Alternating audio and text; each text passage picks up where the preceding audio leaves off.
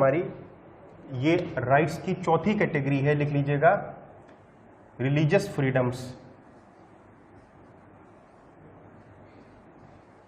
Religious freedoms, religious freedoms, धार्मिक स्वतंत्रता का अधिकार, रिलीजियस फ्रीडम्स। अब देखिए, ये रिलीजियस फ्रीडम का जो अधिकार है, धार्मिक स्वतंत्रता का, ये आर्टिकल 25 से 28 तक दिया हुआ है। आर्टिकल 25 से 28 तक दिया हुआ है। और ये आर्टिकल याद करिए, मैंने प्रियम्बल की क्लास अगर आप लोगों ने नहीं देखी तो उसे देखिएगा। प्रियम्बल की क्लास में मैंने जो हमारी प्रियम्बल की दूसरी क्लास थी, प्रियम्बल की दूसरी क्लास जो थी, जिसमें मैंने बताया था राज्य व्यवस्था की प्रकृति, नेचर ऑफ इंडियन पॉलिटी, उसमें हमने 5 शब्दों को डिस्कस किया था, जिसमें सोवरेन था, सोशलिस्ट था, डेमोक्रेटिक था, रिपब्लिक था, 5 शब्दों को। उसी में सेकुलरिज्म एक वर्ड आया था, उसको भी हम लोग ने वहीं पर डिस्कस किया था। तो मैं यहाँ पर वो पॉइंट डिस्कस नहीं करूँगा, आप जाके प्रियम्बल के सेकेंड वीडियो में उसको देख सकते हैं। तो भारत में सेकुलरिज्म शब्द बाद में जोड़ा गया, और आपको मैंने बताया भी था कि भारत में जो पंथ निरपेक्षता है वो पॉजिटिव सेकुलरिज्म है, ना कि वेस्टर्न कंट्रीज जैसा नेगेटिव सेकुलरिज्म। भारत में जो पंथ निरपेक्षता है वो पॉजिटिव, सकारात्मक पंथ निरपेक्षता है भारत में, ना कि नकारात्मक। सकारात्मक पंथ निरपेक्षता का मतलब ये होता है कि उस राज्य का अपना कोई धर्म नहीं होता, यानी कि राज्य का अपना कोई विशेष धर्म नहीं होता। दूसरे नंबर पे, राज्य सारे धर्मों के साथ में समान व्यवहार करता है, राज्य इक्वल ट्रीटमेंट करता है सारे रिलीजन्स के साथ में। उसके बाद में राज्य प्रमोट करता है रिलीजन को, राज्य नास्तिक नहीं होता, राज्य नास्तिक नहीं होता, बल्कि राज्य भी आस्तिक होता है। राज्य सारे धर्मों को, अगर एक धर्म को प्रमोट करेगा तो वो सारे धर्मों को प्रमोट करता है, और राज्य किसी भी धर्म के साथ में की इक्वल ट्रीटमेंट, अनइक्वल ट्रीटमेंट नहीं कर सकता। राज्य किसी भी रिलीजन के साथ में अनइक्वल ट्रीटमेंट नहीं कर सकता। उसके बाद में ये हम लोगों ने इंडियन ब्रांड ऑफ सेकुलरिज्म देखा था। उसके बाद में हम लोगों ने ये डिस्कस किया था प्रियम्बल की क्लास में कि जो रिलीजियस प्रैक्टिस होती हैं, यानी कि जो धार्मिक क्रियाएं होती हैं, उन धार्मिक क्रियाओं के 2 पक्ष होते हैं। एक होता है धार्मिक क्रियाओं का धार्मिक पक्ष, एक होता है धार्मिक क्रियाओं का गैर धार्मिक पक्ष। ये जो धार्मिक क्रियाओं का धार्मिक और गैर धार्मिक पक्ष, ये जो डिफरेंस बताया गया है, ये सुप्रीम कोर्ट ने 1954 में केस आया था, शिरूर मठ का केस।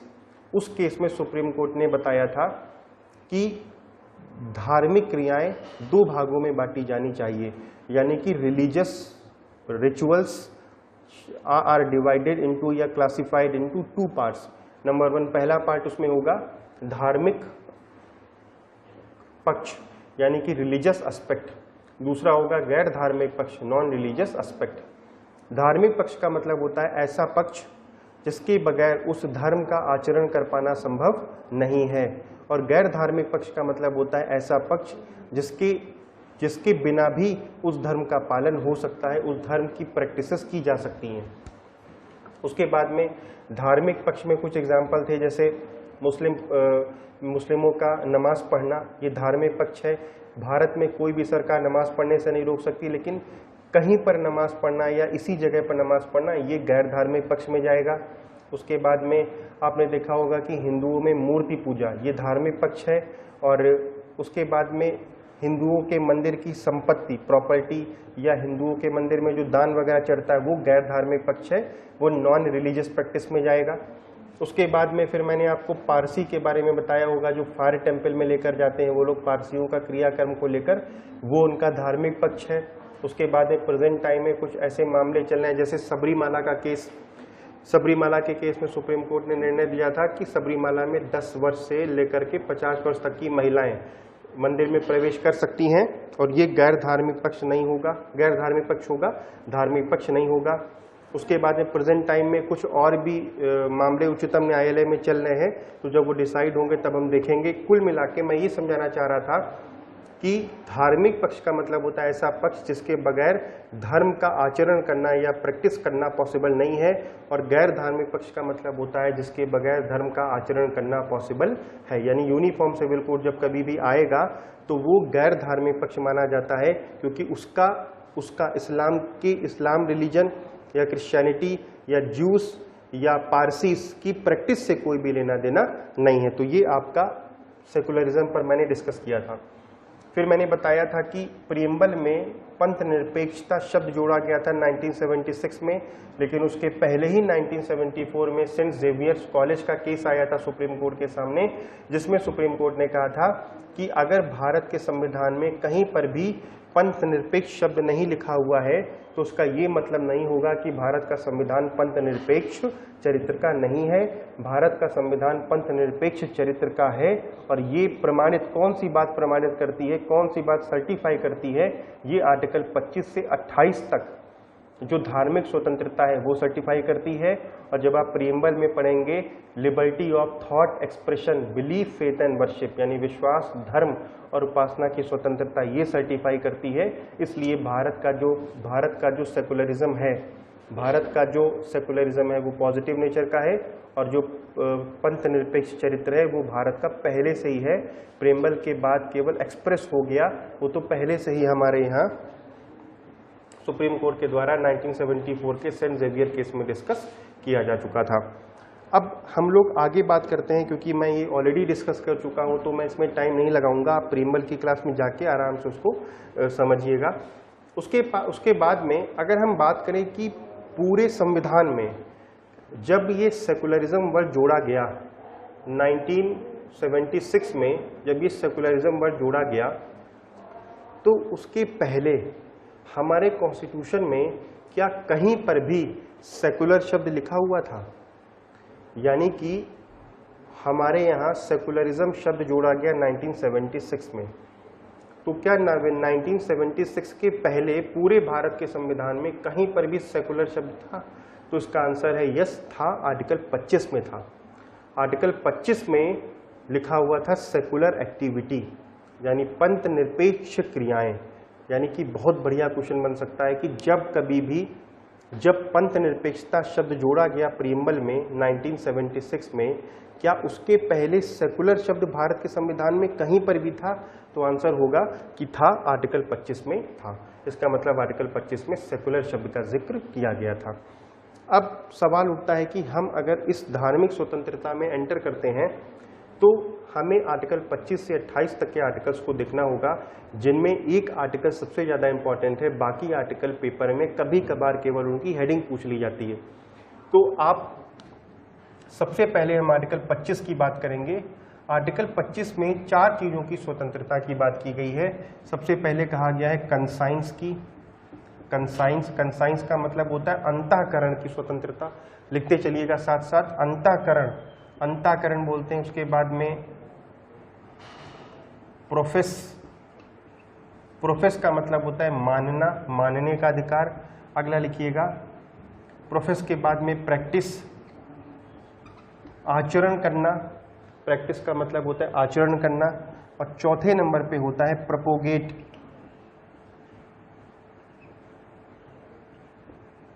प्रोपोगेट का मतलब प्रोपेगेशन का मतलब होता है प्रचार प्रसार करना। तो 4 शब्द लिखे हुए हैं, कंसाइंस, मानना, अंतःकरण, मानना, आचरण करना और इसका प्रचार प्रसार करना। कंसाइंस का मतलब होता है आंतरिक, ये मन के अंदर की बात है कि हम इतने स्वतंत्र हैं कि हम किसी भी डिवाइन पावर से, किसी भी डिवाइन शक्ति से अपने संबंधों को मोल्ड कर सकते हैं, अपने संबंध स्थापित कर सकते हैं। यानी कि अगर मैं किसी रिलीजन का हूं और मुझे कोई दूसरा रिलीजन पसंद आता है तो मैं बिल्कुल फ्री हूं। मैं अपनी आत्मा, मेरी जो आत्मिक विचारधारा है, जो हमारी कह सकते हैं कि जो सोल की विचारधारा है, उस विचारधारा में हम अपनी संबंधों को, हम अपनी आंतरिक भावनाओं को किसी भी होली पावर, किसी भी डिवाइन पावर के साथ में स्थापित कर सकते हैं। ये होता है अंतःकरण की स्वतंत्रता, यानी मन के अंदर की स्वतंत्रता। उसके बाद में जब हमारे मन के अंदर की स्वतंत्रता बाहर निकलती है तो मानना शुरू कर देते हैं, यानी कि हम उस रिलीजन को मानना शुरू कर देते हैं। और जब मानेंगे आप किसी भी रिलीजन को तो फिर उसमें आचरण करेंगे। और मानने का मतलब होता है डिक्लेरेशन करना। मानने का क्या मतलब होता है? डिक्लेरेशन करना, डिक्लेयर करना, घोषणा करना। मानने का मतलब होता है घोषणा करना कि हमारे इस पर्टिकुलर रिलीजन में, हम इस पर्टिकुलर रिलीजन को मानते हैं, इसकी आइडियोलॉजी, इसकी विचारधारा को मानते हैं। तो ये होता है डिक्लेरेशन। प्रोफेस में बेसिकली डिक्लेरेशन किया जाता है, घोषणा की जाती है। प्रैक्टिस में आचरण होता है। आचरण का मतलब होता है कि जो उस रिलीजन को फॉलो करने के लिए रिक्वायर्ड प्रैक्टिसेस हैं। जैसे इस्लाम को फॉलो करने के लिए नमाज पढ़ना होता है, और इस्लाम में कुरान में 5 पिलर्स भी बताए गए हैं, जिनमें आपने देखा होगा ज़कात वगैरह होती है, तो उसमें 5 पिलर्स होते हैं। उनको मानना, वो बेसिक फाउंडेशन होती है इस्लाम की। उसके बाद में अगर आप हिंदुज़म की बात करेंगे तो हिंदुज़म में भी कुछ प्रैक्टिसेस होती हैं जिन्हें हमें अगर हम हिंदू हैं और हिंदू रिलीजन को फॉलो करते हैं तो हमें उन प्रैक्टिसेस को मानना पड़ेगा। यानी कि जितने भी रिलीजन होते हैं, उन हर रिलीजन को फॉलो करने के लिए there are certain practices and every person is bound to follow that practices. उसके बाद में तीसरे नंबर पे आता है प्रचार प्रसार करना, कि आप अपने रिलीजन का दूसरों के सामने उसको प्रोपोगेट करिए, उसका प्रोपोगेशन करिए, उसका प्रचार प्रसार करिए। और ध्यान रखिएगा कि प्रोपोगेशन में जब आप प्रचार प्रसार कर रहे होंगे तो अगर कोई व्यक्ति धर्मांतरण करता है, मान लीजिए कि आपने प्रचार प्रसार किया और आपके प्रचार प्रसार में इतनी ताकत थी कि उसने दूसरे सामने वाले के माइंड को ही प्रभावित कर दिया और उसने भी आपके रिलीजन को एक्सेप्ट कर लिया, अपना रिलीजन उसने त्याग दिया। तो ध्यान रखिएगा, कभी भी अगर कोई व्यक्ति धर्मांतरण करता है, यानी धर्म परिवर्तन करता है, तो कभी भी वो प्रोपोगेट के आधार पर नहीं करेगा। आप कितना भी किसी व्यक्ति को अपने रिलीजन की अच्छाइयाँ बताइए, लेकिन जब तक उसका मन, जब तक उसका कंसाइंस अलाउ नहीं करेगा, तब तक वो आपके रिलीजन को एक्सेप्ट नहीं करेगा। यानी कि धर्म परिवर्तन यहाँ पर ना होकर बल्कि यहाँ से होता है। मुझे उम्मीद है कि ये पॉइंट आप समझ पाए होंगे, क्योंकि अगर कोई व्यक्ति बिना अपनी इच्छा के, अगर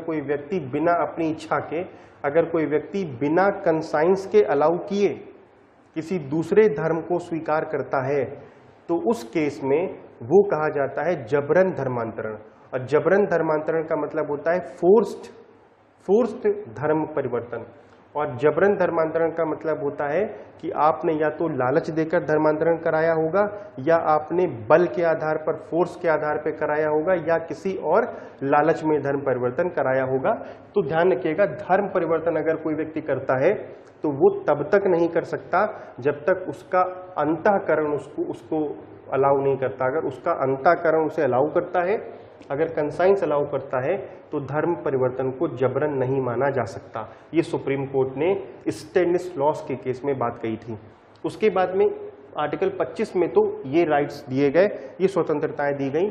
अब सवाल उठता है कि जो आर्टिकल 25 में ये स्वतंत्रता दी गई हैं, ध्यान रखिएगा, ये स्वतंत्रताएं आप देखिए अल्टीमेट है, यानी कि मन के अंदर से लगाकर, कहां से शुरू हो रही है स्वतंत्रता? मानसिक से लगा करके प्रचार प्रसार तक, इतनी स्वतंत्रता हर रिलीजन, यानी कि हर व्यक्ति को अपनी धार्मिक क्रियाओं को करने के लिए दी गई है। अब सवाल उठता है, क्या आर्टिकल 25 एब्सोल्यूट है? क्या आर्टिकल 25 पर सीमाएं हैं? उस पे हम लोग डिस्कशन करने जा रहे हैं। तो देखिएगा, ये लिखने जा रहे हैं रेस्ट्रिक्शंस, लिख लीजिएगा साथ साथ, रेस्ट्रिक्शंस, सीमाएं या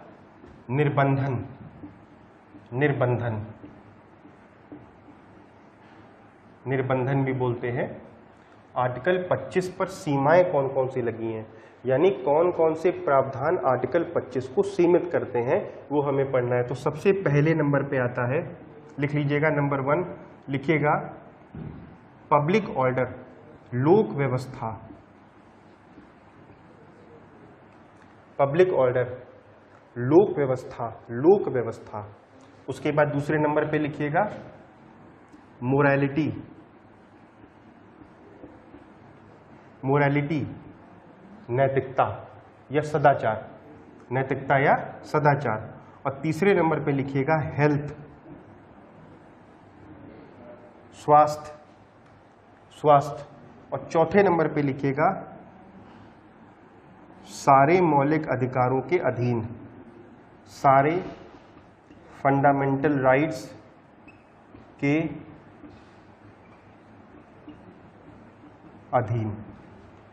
ये देखिए 4 रेस्ट्रिक्शंस इसके ऊपर लगी हुई हैं कि लोक व्यवस्था के आधार पर धार्मिक स्वतंत्रता की आज़ादी को कम किया जा सकता है, मोरालिटी नैतिकता के आधार पर और स्वास्थ्य के आधार पे किया जा सकता है। उसके बाद आगे कहा गया दूसरी रिस्ट्रिक्शन से, ये पहली हो गई आपकी, ये दूसरी है आपकी। दूसरी में कहा गया कि राज्य, राज्य, राज्य किसी भी वित्तीय, राज्य किसी भी वित्तीय फाइनेंशियल, राज्य किसी भी वित्तीय फाइनेंशियल, राज्य किसी भी सेकुलर एक्टिविटी, वित्तीय क्रियाएं या पंथ निरपेक्ष क्रियाएं को रेगुलेट कर सकता है। रेगुलेट का मतलब होता है विनियमित कर सकता है, को रेगुलेट कर सकता है, रेगुलेट कर सकता है। राज्य वित्तीय, धार्मिक भी है, यहाँ पर धार्मिक शब्द भी आता है, धार्मिक सेकुलर एक्टिविटी को रेगुलेट कर सकता है। उसके बाद में तीसरे नंबर पे मैं ऊपर लिख देता हूँ, तीसरे नंबर पे जो फ्रीडम है, वो जो रिस्ट्रिक्शन है वो सुनिएगा। तीसरे नंबर पे कहा गया है कि राज्य सोशल वेलफेयर के लिए, सोशल वेलफेयर का मतलब होगा सामाजिक कल्याण, राज्य सोशल वेलफेयर के लिए और सोशल रिफॉर्म्स के लिए, सोशल रिफॉर्म्स के लिए धार्मिक स्वतंत्रता को सीमित कर सकता है। राज्य सामाजिक कल्याण के लिए, ध्यान से सुनिएगा, एक एक शब्द इंपॉर्टेंट है। राज्य सामाजिक कल्याण के लिए और सामाजिक सुधार के लिए, राज्य सामाजिक कल्याण के लिए और सामाजिक सुधार के लिए धार्मिक स्वतंत्रता की आज़ादी को कम कर सकता है। और सोशल रिफॉर्म के बगल में एग्जाम्पल देकर लिखिएगा Hindu code bill, Hindu code bill. फिर लिखिएगा ट्रिपल तलाक का समाप्त होना, ट्रिपल तलाक का समाप्त होना, ट्रिपल तलाक का समाप्त होना। अगला लिखिएगा सबरीमाला मंदिर में, सबरीमाला टेम्पल में महिलाओं की एंट्री, सबरीमाला टेम्पल में महिलाओं का प्रवेश लिख लीजिएगा। सबरीमाला मंदिर में महिलाओं का प्रवेश। और यहीं पर लिख लीजिएगा एग्जाम्पल में uniform civil code, uniform civil code, UCC, uniform civil code, uniform civil. जब कभी भी यूनिफॉर्म सिविल कोड आएगा तो वो सोशल रिफॉर्म्स के तहत, इस शब्द के तहत ही आएगा। तो ये था निर्बंधन, कि इतने निर्बंधन हैं आर्टिकल 25 को सीमित करते हैं। मुझे उम्मीद है कि आपको समझ आ गए होंगे सारे निर्बंधन कि कौन कौन से सीमाएं हैं जो आर्टिकल 25 को सीमित करती हैं। उसके बाद में इसी आर्टिकल 25 में आगे दो वो लिखे हुए हैं एक्सप्लेनेशन, 2 एक्सप्लेनेशन लिखे हुए हैं इसी आर्टिकल 25 में। एक लिखा हुआ है कि हिंदुओं के सभी मंदिर बौद्ध, जैन और पारसियों के लिए खोले जाएंगे। हिंदुओं के सभी मंदिर बौद्ध, जैन और पारसियों के लिए खोले जाएंगे और उनके सभी मंदिर हिंदुओं के बाकी सेक्ट के लिए खोले जाएंगे। उसी में आगे बताया गया है कि सरदारों का जो सरदार कृपाण लगते हैं, तो जो कृपाण लगते हैं वो उनका फंडामेंटल राइट है और वो कृपाण उनके प्रैक्टिस और प्रोफेस में शामिल है, यानी कि कृपाण रखना सरदारों का मौलिक अधिकार है। उसके बाद में कहा गया कि हिंदू शब्द की परिभाषा, आखिर किसे हिंदू माना जाएगा, तो कहा कि हिंदू शब्द के अंतर्गत सिख, बौद्ध और जैन तीनों आएंगे। हिंदू शब्द के अंतर्गत सिख, बौद्ध और जैन तीनों आएंगे। हिंदू शब्द के अंतर्गत सिख, बौद्ध और जैन तीनों आएंगे। ये आप लिख लीजिएगा, ये इसके कुछ एक्सप्लेनेशंस हैं जो आर्टिकल 25 में दिए हुए हैं। तो ये आपका आर्टिकल 25 हो गया। नेक्स्ट आता है आर्टिकल 26, लिख लीजिएगा। अब इनमें बहुत ज़्यादा डिस्कस करने की ज़रूरत नहीं। आर्टिकल 26 लिखिएगा धार्मिक क्रियाओं के प्रबंध, धार्मिक क्रियाओं के प्रबंध की स्वतंत्रता।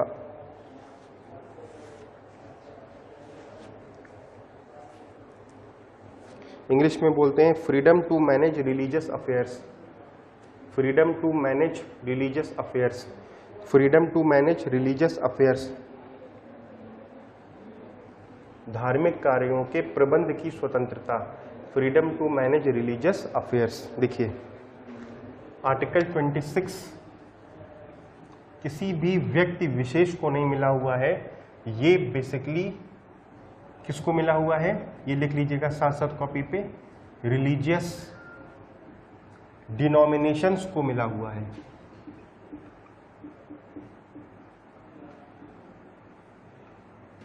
रिलीजियस डिनोमिनेशंस को मिला हुआ है। हिंदी में बोलते हैं धार्मिक संप्रदायों को मिला हुआ है। धार्मिक हो जाएगा,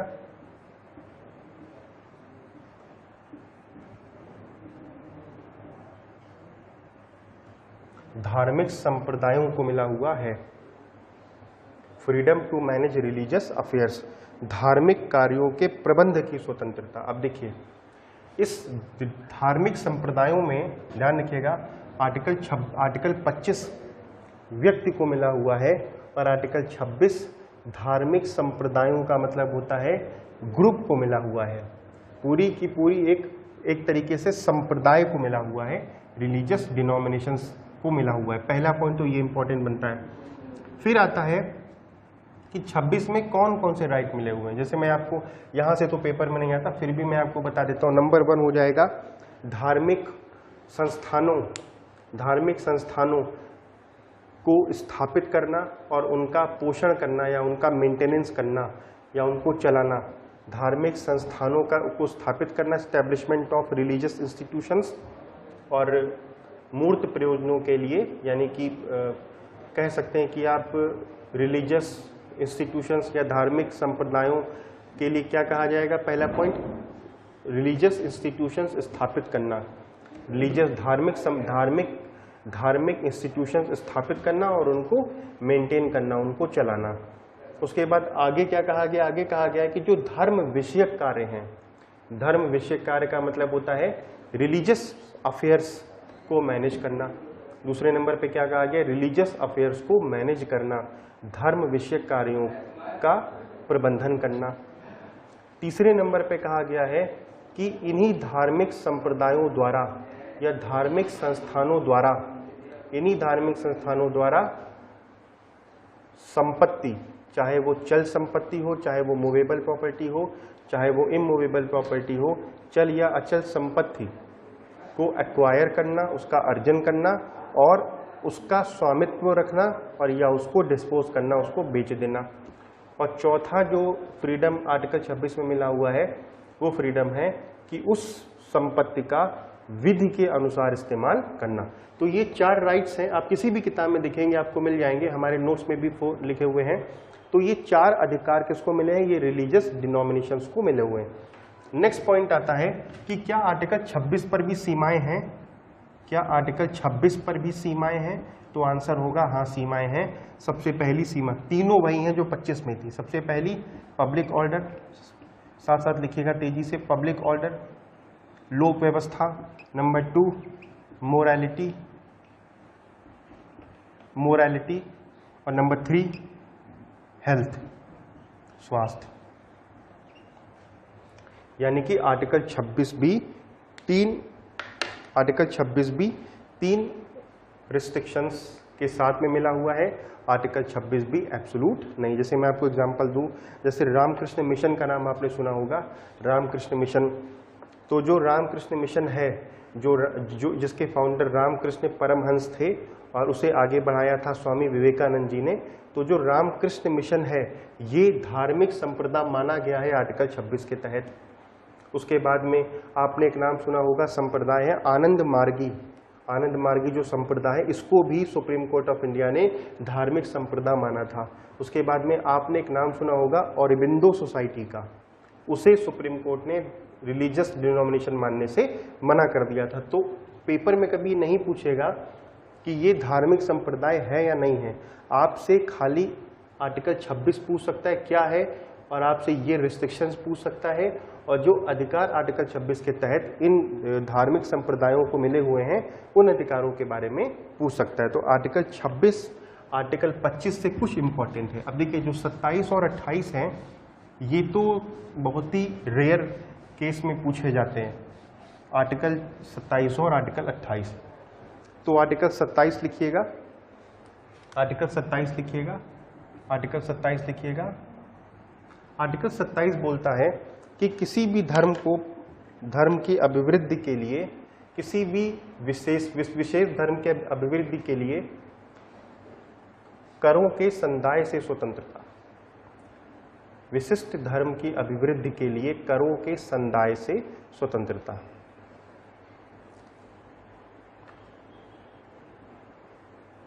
से स्वतंत्रता। फ्रीडम एज टू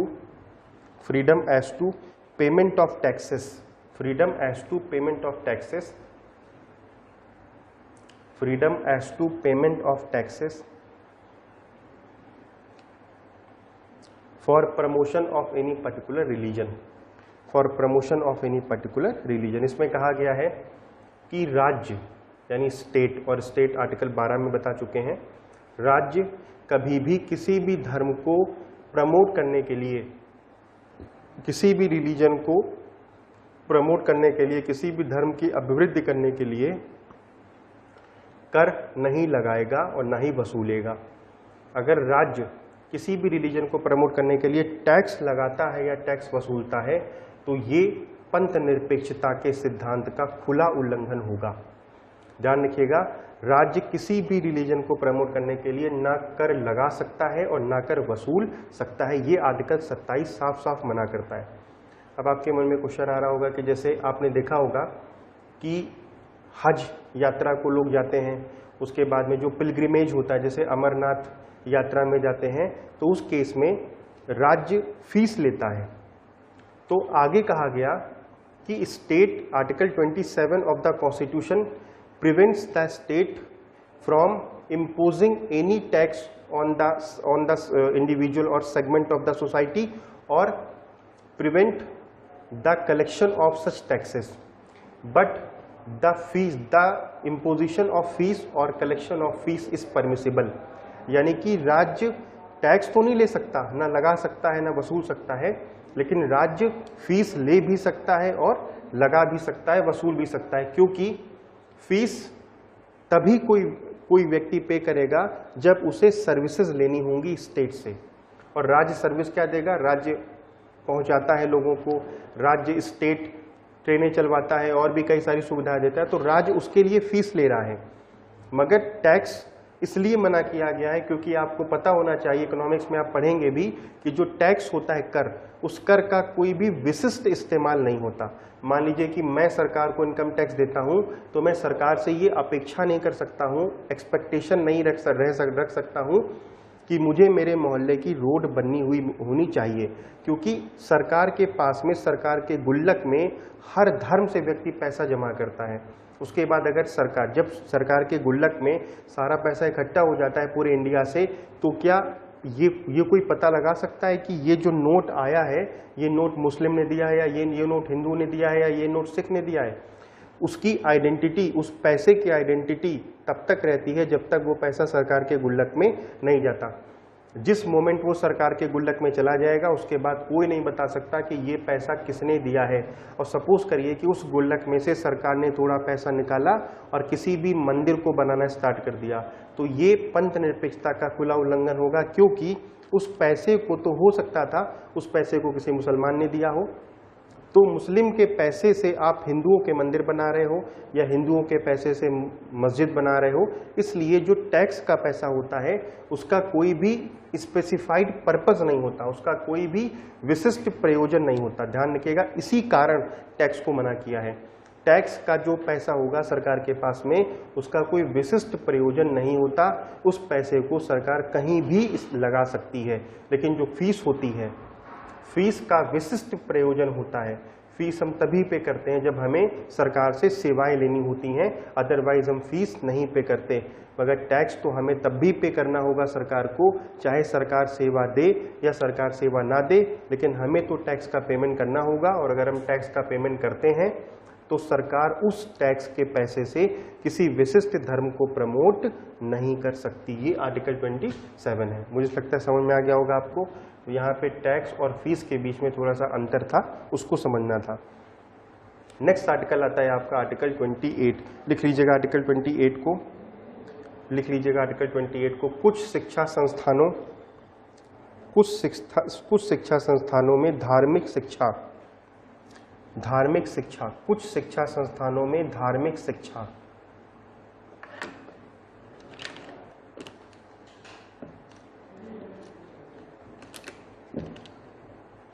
धार्मिक शिक्षा में उपस्थित होने के बारे में स्वतंत्रता।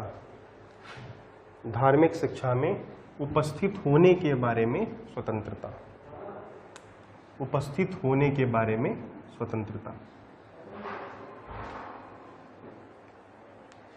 इसमें कहा गया है कि जो राज्य द्वारा पोषित इंस्टीट्यूशंस हैं, मतलब जिन्हें स्टेट पूरी तरीके से मेंटेन करती है, उनकी फंडिंग करती है, तो ऐसे किसी भी इंस्टीट्यूशन में धार्मिक शिक्षा नहीं दी जाएगी, यानी कि धार्मिक शिक्षा रोकी जाएगी ऐसे किसी भी इंस्टीट्यूशन में जिसका रख रखाव, जिसका पूरा मैनेजमेंट स्टेट के हाथों में, जिसका एफिलिएशन, जिसकी मान्यता, संबद्धता भी स्टेट के हाथों में है, और जिसका जो फंडिंग स्टेट के हाथों में है। ऐसे शिक्षा संस्थानों में किसी भी प्रकार की धार्मिक शिक्षा नहीं दी जाएगी।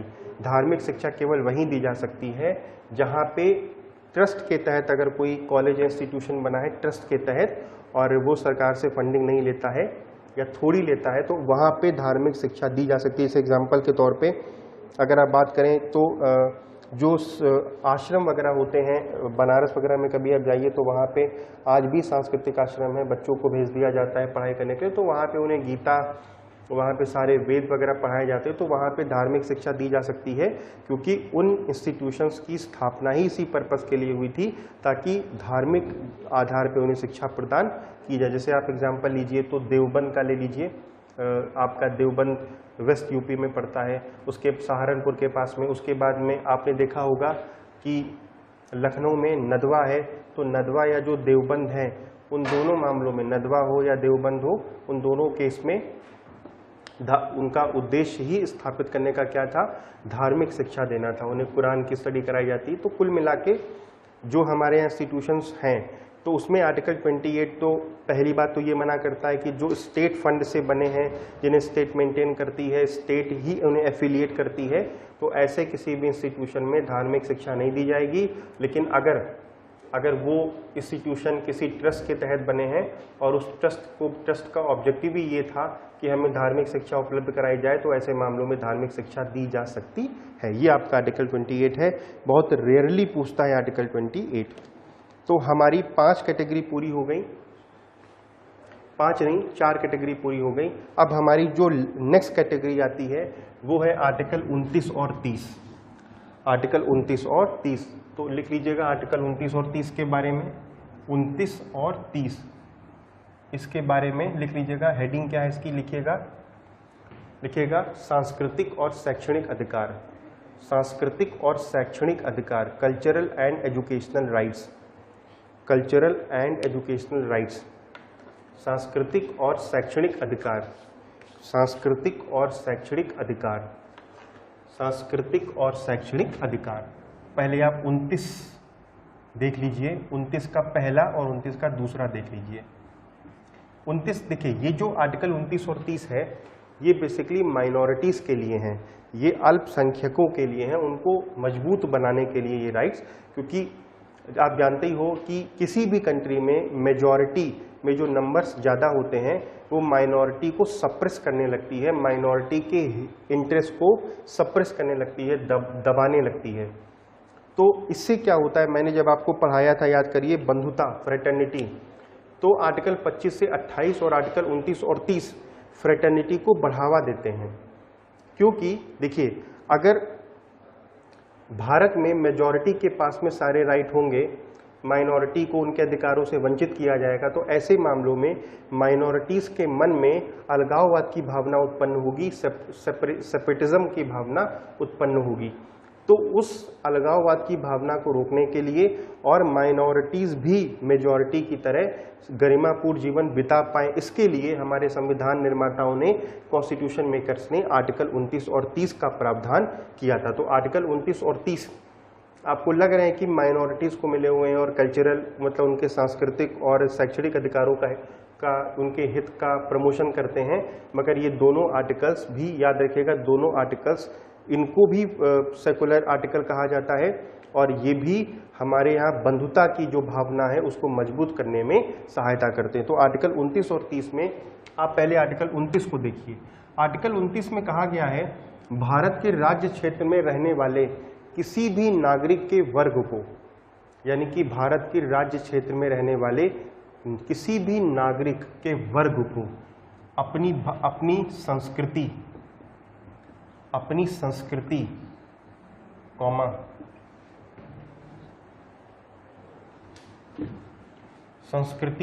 कॉमा भाषा और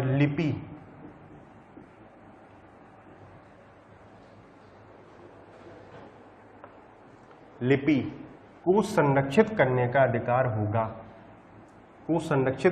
अधिकार होगा।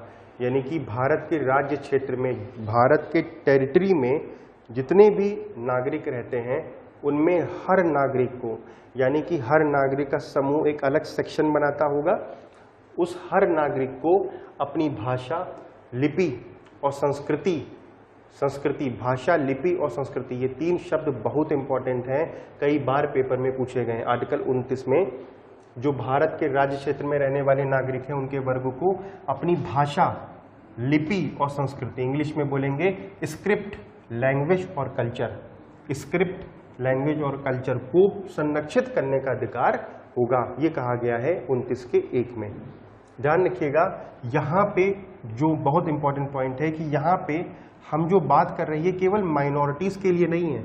ये मत सोचिएगा कि जो अल्पसंख्यक हैं उन्हें अपनी भाषा, लिपि और संस्कृति को संरक्षित करने का अधिकार होगा। मैंने अभी जो लाइन यूज़ करी थी फिर से सुनिएगा, मैंने बोला था कि भारत के राज्य क्षेत्र में रहने वाले सभी नागरिकों के वर्ग को, सभी नागरिकों के वर्ग में माइनॉरिटी भी आएगी और मेजॉरिटी भी आएगी। सुप्रीम कोर्ट ऑफ इंडिया ने इस आर्टिकल 29 का निर्वचन करते हुए कहा था कि आर्टिकल 29 का पहला केवल माइनॉरिटी पर लागू नहीं होता बल्कि माइनॉरिटी पर भी लागू होता है और मेजॉरिटी पर भी लागू होता है। यानी कि लिख लीजिएगा, ये बहुसंख्यक मेजॉरिटी और अल्पसंख्यक माइनॉरिटी दोनों के ऊपर लागू होता है। याद रखिएगा, ये बहुत important, most important point discuss कर रहे हैं, इसलिए इसमें किसी भी तरह की कंफ्यूजन आपके मन में नहीं होना चाहिए।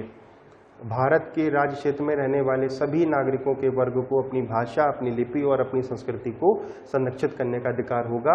और ये उच्चतम न्यायालय का निर्णय था कि यहाँ पे अल्पसंख्यक भी आएंगे और यहाँ पे बहुसंख्यक भी आएंगे। उसके बाद में सेकंड कहता है कि जब किसी भी शैक्षणिक संस्थान में कोई एडमिशन लेने आएगा तो राज्य 4 आधारों पर भेदभाव नहीं करेगा। और वो 4 आधार हैं रिलीजन, रेस, कास्ट और लैंग्वेज।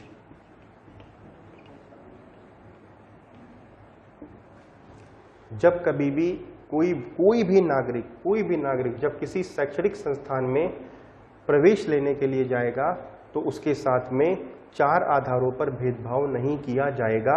वो 4 आधार है रिलीजन, धर्म के आधार पर, नस्ल के आधार पर, जाति के आधार पे और भाषा के आधार पे।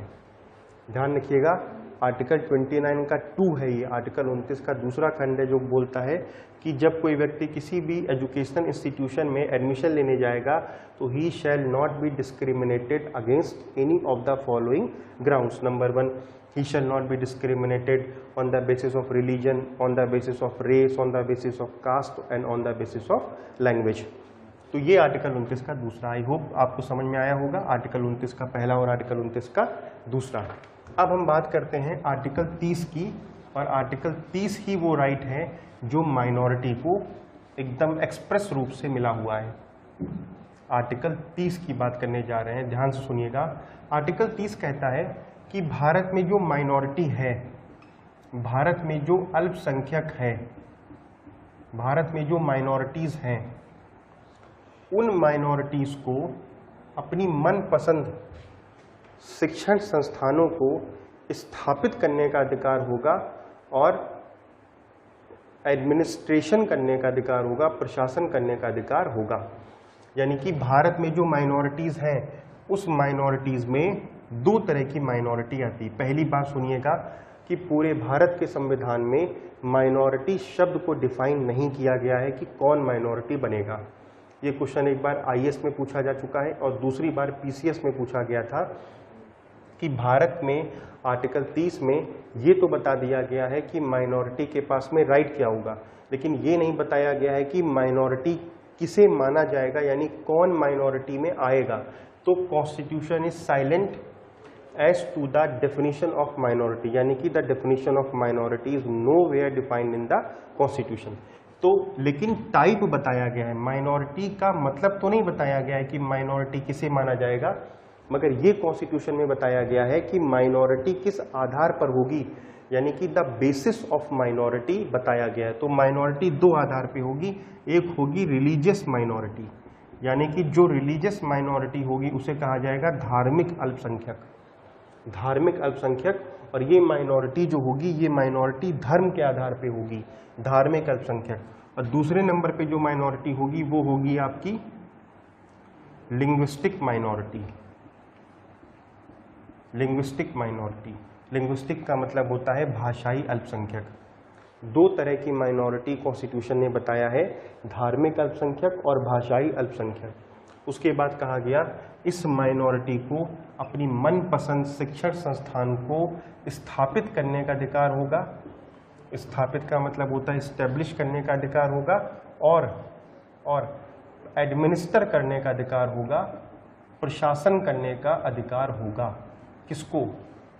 एजुकेशनल इंस्टीट्यूशन को। ये माइनॉरिटी जो शिक्षण संस्थान खोलेगी उसको स्थापित करने का अधिकार होगा और एडमिनिस्ट्रेशन। अब एडमिनिस्ट्रेशन में काफ़ी चीज़ें आ जाएंगी, जैसे एडमिनिस्ट्रेशन में टीचर्स का रिक्रूटमेंट किस बेसिस पे होगा, उसके बाद में कोर्स स्ट्रक्चर क्या होगा, उसके बाद में कितनी % सीटें रिजर्व करी जाएंगी, उसके बाद में सैनिटेशन सफाई की व्यवस्था कैसी होगी, उसके बाद में अटेंडेंस का क्या सिस्टम होगा। तो वो सारी चीज़ें प्रशासन शब्द के अंतर्गत आ जाती हैं। तो इन माइनॉरिटीज़ को अपने मनपसंद शिक्षा संस्थान खोलने का अधिकार, स्थापित करने का अधिकार और प्रशासन करने का अधिकार हमारे कॉन्स्टिट्यूशन ने दिया हुआ है आर्टिकल 30 में। उसके बाद में अब ये जो रिलीजियस माइनॉरिटी है, इस रिलीजियस माइनॉरिटी, टोटल कितने रिलीजन है जिन्हें माइनॉरिटी माना गया है? तो 6 रिलीजन है जिनको माइनॉरिटी माना गया है। There are 6 religions who constitutes the religious minority. 6 धर्म हैं।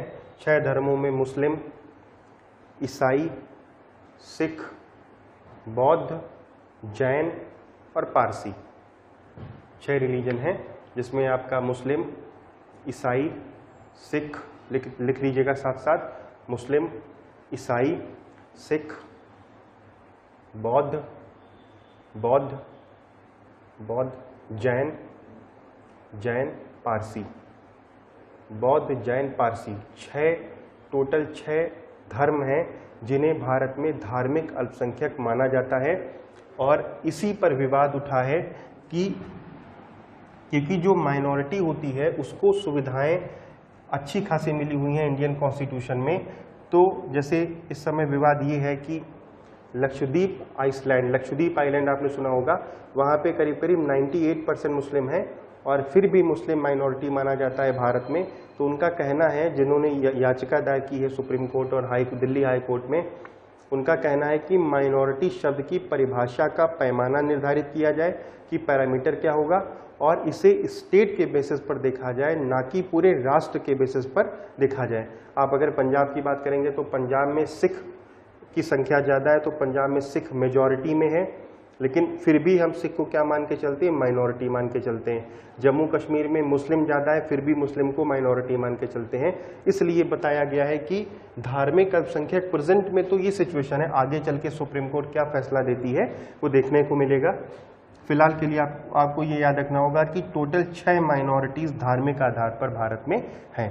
उसके बाद में अब क्वेश्चन ये उठता है कि माइनॉरिटी को लेकर सेफगार्ड क्या क्या है, रक्षा उपाय क्या क्या हैं। तो भारत में एक लॉ बना हुआ है, उसका नाम लिख लीजिएगा, नेशनल कमीशन फॉर माइनॉरिटीज़, अल्पसंख्यक आयोग। नेशनल कमीशन फॉर माइनॉरिटीज़, इसका नाम है अल्पसंख्यक आयोग। अल्पसंख्यक आयोग ये जहाँ तक 1992 या 1993 का कानून है, आप एक बार देख लीजिएगा, 1992 या 1993 का कानून है, इसका नाम है अल्पसंख्यक आयोग। अल्पसंख्यक आयोग, यही आयोग निर्धारित करता है कि कौन कौन माइनॉरिटी की कैटेगरी में आएगा। ठीक है, यही आयोग निर्धारित करता है। तो ये हो गया नेशनल कमीशन फॉर माइनॉरिटीज़ के बारे में। उसके बाद में एक फैक्ट लिख लीजिएगा कि अलीगढ़ मुस्लिम यूनिवर्सिटी AMU, अलीगढ़ मुस्लिम यूनिवर्सिटी AMU एक अल्पसंख्यक संस्थान नहीं है। AMU माइनॉरिटी इंस्टीट्यूशन नहीं है, लिख लीजिएगा, AMU अल्पसंख्यक शिक्षा संस्थान नहीं है। और ये अगर और ज़्यादा आपको नॉलेज चाहिए तो आप लिख सकते हैं, केस आया था 1966 में, अजीज़ बाशा का केस। उस केस में सुप्रीम कोर्ट ने कहा था कि जो माइनॉरिटी, जो AMU है, अलीगढ़ मुस्लिम यूनिवर्सिटी, ये AMU माइनॉरिटी इंस्टीट्यूशन नहीं है। ये सुप्रीम कोर्ट का जजमेंट है, इसलिए इसके पीछे लीगल सैंक्शन मिली हुई है। तो ये तो आपका हो गया धार्मिक अल्पसंख्यक के बारे में। अब आता है लिंग्विस्टिक माइनॉरिटी के बारे में। तो ये धर्म के आधार पे हैं, ये किस आधार पे होंगे? ये भाषा के आधार पे होंगे। लिंग्विस्टिक माइनॉरिटी किस आधार पर होगी? भाषा के आधार पे होगी, लैंग्वेज, बोलने वालों के आधार पर होगी। और इसके लिए एक आर्टिकल है भारत के संविधान में, आर्टिकल 350B, एक आर्टिकल है 350B। उस आर्टिकल को जोड़ा गया था 7th अमेंडमेंट 1956 के माध्यम से। इसी 7वें संशोधन के माध्यम से फजल अली आयोग की सिफारिशें लागू करी गई थी। इसी 7वें संशोधन के माध्यम से, अगर आपको याद हो, पहले कभी पढ़ा हो, तो राज्य पुनर्गठन आयोग बनाया गया था, जिसके बेसिस पे 14 राज्य और 6 यूनियन टेरिटरी बनाई गई थी। तो ये आपका हो गया 7वां संशोधन, ये हम लोग डिस्कस करेंगे। This is very very important amendment with regard to the reorganisation of states. और जो आर्टिकल 350B था, this article 350B was also inserted through 7th constitutional amendment 1956। 350B क्या है? 350B कहता है कि राष्ट्रपति स्पेशल ऑफिसर लिख लीजिएगा फॉर लिंग्विस्टिक माइनॉरिटी का अपॉइंटमेंट करेगा, special officer for linguistic minority. अगर आप हिंदी में लिखना चाहते हो तो लिख लीजिएगा भाषाई अल्पसंख्यकों के लिए एक विशेष अधिकारी की नियुक्ति, भाषाई अल्पसंख्यकों के लिए एक विशेष अधिकारी की नियुक्ति। यह आर्टिकल 350B है और कब जोड़ा गया था 7 से। उसका अपॉइंटमेंट कौन करता है? President of India on the advice of prime minister appoints the special officer for linguistic minority. यानी कि ये भारत में संवैधानिक रक्षा उपाय है और ये धार्मिक अल्पसंख्यकों के लिए नहीं है, ध्यान रखिएगा, ये है भाषाई अल्पसंख्यकों के लिए और ये संवैधानिक बॉडी है। लेकिन यहाँ पर जो मैंने राष्ट्रीय अल्पसंख्यक आयोग लिखा था वो वैधानिक बॉडी थी, क्योंकि वो भारत के किसी कानून से बनी है, वो संवैधानिक नहीं है। लेकिन ये जो भाषाई अल्पसंख्यकों के हित के लिए बनी है, भाषाई अल्पसंख्यकों के हित के संरक्षण के लिए बनी है, ये संवैधानिक बॉडी है और इसका बाकायदा जिक्र आर्टिकल 350B में किया गया है। तो ये आपको अब समझ में आया होगा माइनॉरिटी के बारे में, माइनॉरिटी के राइट्स के बारे में, और उसके ऊपर कुछ और प्रावधान हैं जो हमारे कॉन्स्टिट्यूशन में नहीं दिए गए हैं, उनको भी हम लोग ने डिस्कस कर लिया। कितने तरह की माइनॉरिटी होती है वो भी डिस्कस कर लिया। अब हम डिस्कस करने जा रहे हैं last article of fundamental rights, that is article 32। और ये आर्टिकल मोस्ट इम्पॉर्टेंट आर्टिकल आता है। आर्टिकल 32 का मतलब है, आर्टिकल 32 का मतलब है राइट टू कॉन्स्टिट्यूशनल रेमेडीज, संवैधानिक उपचारों का अधिकार। राइट टू कॉन्स्टिट्यूशनल रेमेडीज, संवैधानिक उपचारों का अधिकार। आर्टिकल 32 संवैधानिक उपचारों का अधिकार। तो आर्टिकल 32 में ये कहा गया है, देखिए आराम से सुनिएगा, और 226 को भी ले लेते हैं साथ साथ में, दोनों डिस्कस हो जाएंगे आज ही। आर्टिकल 32 में कहा गया है कि अगर किसी भी व्यक्ति या नागरिक, अगर किसी भी व्यक्ति के फंडामेंटल राइट्स का वायलेशन होता है, अगर किसी भी व्यक्ति के मौलिक अधिकारों का उल्लंघन होता है, तो हमारे पास में आर्टिकल 32 के तहत हम सीधे सुप्रीम कोर्ट जा सकते हैं रेमेडी लेने के लिए, उपचार लेने के लिए।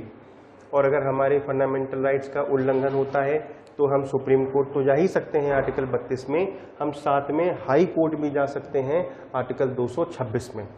यानी कि फंडामेंटल राइट्स के उल्लंघन पर हमारे पास में दोनों जगह रेमेडी मौजूद है, उपचार मौजूद है, एक आर्टिकल 32 में सुप्रीम कोर्ट में और 226 में हाई कोर्ट में। यानी कि अगर हम बात करें कि इस पावर को कहा क्या जाता है, तो थोड़ा टेक्निकल शब्दों में या कॉन्स्टिट्यूशनल वोकैब का इस्तेमाल करते हुए इसे कहा जाता है रिट ज्यूरिसडिक्शन। क्या बोला जाता है? लिख लीजिएगा साथ साथ, रिट ज्यूरिसडिक्शन। रिट ज्यूरिसडिक्शन का मतलब होता है रिट अधिकारिता। रिट अधिकारिता, रिट अधिकारिता। जब आर्टिकल 32 की बात करेंगे या 226 की बात करेंगे तो हम रिट अधिकारिता की बात करेंगे। और हमारे कॉन्स्टिट्यूशन में मैंने भी आपको बताया कि जब फंडामेंटल राइट का वायलेशन होगा तो हम सुप्रीम कोर्ट भी जा सकते हैं आर्टिकल 32 में, और 226 में हाई कोर्ट भी जा सकते हैं। लेकिन अगर हमारे अन्य संवैधानिक अधिकारों का उल्लंघन होता है, जो मैंने अभी आपको टेबल बनाकर डिस्कस किया था, अन्य संवैधानिक अधिकारों का उल्लंघन होता है, जैसे right to property article 300A में है, तो वो पहले वो कॉन्स्टिट्यूशनल, पहले वो फंडामेंटल राइट हुआ करता था। उसके बाद 44वें संशोधन से मोरारजी देसाई की सरकार ने उसको क्या बना दिया, उसको अदर कॉन्स्टिट्यूशनल राइट बना दिया, अन्य संवैधानिक अधिकार बना दिया। और अन्य संवैधानिक अधिकार का मतलब मैंने बताया था कि मौलिक अधिकार तो नहीं होता, मगर संविधान के अंदर दिया गया है तो संवैधानिक अधिकार माना जाएगा। तो हमने आपसे बोला था कि अगर हमारे किसी भी अन्य संवैधानिक अधिकार का उल्लंघन होता है जो हमारे फंडामेंटल राइट्स की कैटेगरी के बाहर हैं मगर संविधान के भीतर हैं, तो ऐसे मामलों के लिए हम सुप्रीम कोर्ट नहीं जा सकते, हम सीधे, हमें कहाँ जाना होगा, हमें हाई कोर्ट जाना होगा। यानी कि अगर हम बात करें रिट क्षेत्राधिकार की, रिट ज्यूरिसडिक्शन की, दोनों ही आर्टिकल्स में किसके पास में ज़्यादा पावर है उपचार करने की, रेमेडी करने की या रेमेडी देने की, तो आपका आंसर होगा हाई कोर्ट। क्योंकि हाई कोर्ट में हम मौलिक अधिकारों के उल्लंघन के लिए भी जा सकते हैं उपचार लेने, और अन्य अधिकारों के उल्लंघन के लिए भी जा सकते हैं उपचार लेने। लेकिन सुप्रीम कोर्ट हम केवल तभी जा सकते हैं जब मेरे मौलिक अधिकारों का उल्लंघन हुआ होगा। अगर हमारे अन्य अधिकारों का उल्लंघन हुआ है तो हम सुप्रीम कोर्ट नहीं जा सकते, हमें हाई कोर्ट ही जाना पड़ेगा। और इसीलिए कहा जाता है कि जब दोनों की रिट क्षेत्राधिकार की बात आती है तो दोनों में किसका रिट क्षेत्राधिकार बड़ा है, तो आप आंसर दोगे हाई कोर्ट का रिट क्षेत्राधिकार बड़ा है। तो ये हो गया आपका रिट जुरिडिक्शन के मामले में। याद करिए, मैंने जब राइट्स पढ़ाया था अधिकार, तो मैंने एक बात पर बार बार फोकस किया था, लीगल सैंक्शन पर। अगर आपको याद हो, लीगल सैंक्शन, विधिक मान्यता। मैंने आपसे कहा था कि अधिकारों को कौन सी चीज ताकतवर बनाती है, अधिकारों को कौन एनफोर्सेबल बनाता है, अधिकारों को कौन प्रवर्तनीय बनाता है, अधिकारों को कौन जस्टिसिएबल बनाता है, अधिकारों को कौन न्यायोचित बनाता है। तो मैंने आपसे कहा था कि अगर आपको केवल अधिकार दे दिया जाए और वो अधिकार प्रवर्तनीय नेचर का ना हो, एनफोर्सेबल कैटेगरी का ना हो, तो उस अधिकार का कोई मतलब नहीं रह जाएगा। अधिकार वो दावा बेकार हो जाएगा, वो वर्थलेस हो जाएगा, उसकी कोई लॉजिक नहीं रह जाएगी जब तक उन अधिकारों को लागू कराने के लिए उन अधिकारों को विधिक मान्यता ना मिली हो। तो आप कह सकते हो कि राइट्स को एनफोर्सेबल बनाने के लिए, राइट्स को प्रवर्तनीय बनाने के लिए आर्टिकल 32 है, और आर्टिकल 32 में लीगल सैंक्शन है, आर्टिकल 32 में ही विधिक मान्यता है। इसीलिए कहा जाता है कि अगर हमें अपने राइट्स को एनफोर्स कराना है तो हमें न्यायालय का दरवाज़ा खटखटाना पड़ेगा, और अगर सुप्रीम कोर्ट जाना है तो आर्टिकल 32 में जाएंगे, और अगर हाई कोर्ट जाना है तो 226 में जाएंगे। तो ये मुझे उम्मीद है कि आप समझ गए होंगे, लीगल सैंक्शन का मतलब भी आर्टिकल 32 और आर्टिकल 226 है। अब हम बात करते हैं कि आर्टिकल 32 में, इतना तो आपको समझ में आया ही होगा कि आर्टिकल 32 क्या है। तो अगर हमारे मौलिक अधिकारों का उल्लंघन होता है तो हम आर्टिकल 32 में सुप्रीम कोर्ट और आर्टिकल 226 में हाई कोर्ट जा सकते हैं। अब आता है इसमें न्यायालय किस तरीके से हमारी हमें रेमेडी देगा, या न्यायालय किस तरीके से उपचार करेगा। तो न्यायालय रिट जारी करके उपचार करेगा, न्यायालय रिट जारी करके उपचार करेगा। बहुत आराम से सुनिएगा। और ये जो रिट्स का कॉन्सेप्ट है, रिट्स का ये कॉन्सेप्ट हमने ब्रिटेन से लिया है, क्योंकि वहाँ पे ब्रिटेन में वहाँ की महारानी लोगों के खिलाफ या वहाँ की सरकार के खिलाफ रिट जारी किया करती थी, महारानी। तो अब हमारे यहाँ तो महारानी महाराजा का कोई कॉन्सेप्ट है नहीं, और राष्ट्रपति भी हमारे यहाँ इस पोजीशन पे है कि वो रिट जारी नहीं करेगा। तो हमारे यहाँ रिट जारी करने की शक्ति न्यायालय को दी गई, क्योंकि एडजुडिकेशन का काम, न्याय निर्णयन का काम भी न्यायालय को दिया गया, रेमेडी देने का काम भी न्यायालय को दिया गया। और ब्रिटेन में यही चीज़, क्योंकि ब्रिटेन में आप जानते ही हो, ब्रिटेन में न्यायालय का मतलब कुछ भी नहीं था। वही हाउस ऑफ लॉर्ड्स जो ब्रिटेन में है, उसके 12 लॉर्ड्स बैठते थे, तो वही ब्रिटेन का न्यायालय हो जाता था। इसलिए ब्रिटेन में इंडिपेंडेंस ऑफ जुडिशरी का प्रिंसिपल भी नहीं था। तो वहाँ पे अगर कोई अधिकारी काम नहीं कर रहा होता था तो उस अधिकारी से काम कराने के लिए हम महारानी के पास जाते थे, और महारानी से कहते थे कि इस अधिकारी से कहो मेरा काम करे, मेरा राइट अफेक्ट हो रहा है। तो महारानी रिटें जारी किया करती थी। ये ब्रिटेन का कॉन्सेप्ट था। ब्रिटेन में वहाँ पर केवल, जैसे भारत में तो हम लोग केवल रिट बोलते हैं, ब्रिटेन में रिट को केवल रिट नहीं बोलते हैं, बल्कि वहाँ पे प्रेरोगेटिव रिट्स कहा जाता है। और प्रेरोगेटिव का मतलब होता है परमाधिकार रिटें। परमाधिकार का मतलब परम अधिकार। वहाँ पे रिटें जारी करने की शक्ति, वहाँ पे चूंकि क्राउन मुकुट में थी, इसलिए कहा जाता था कि ये मुकुट का प्रेरोगेटिव है।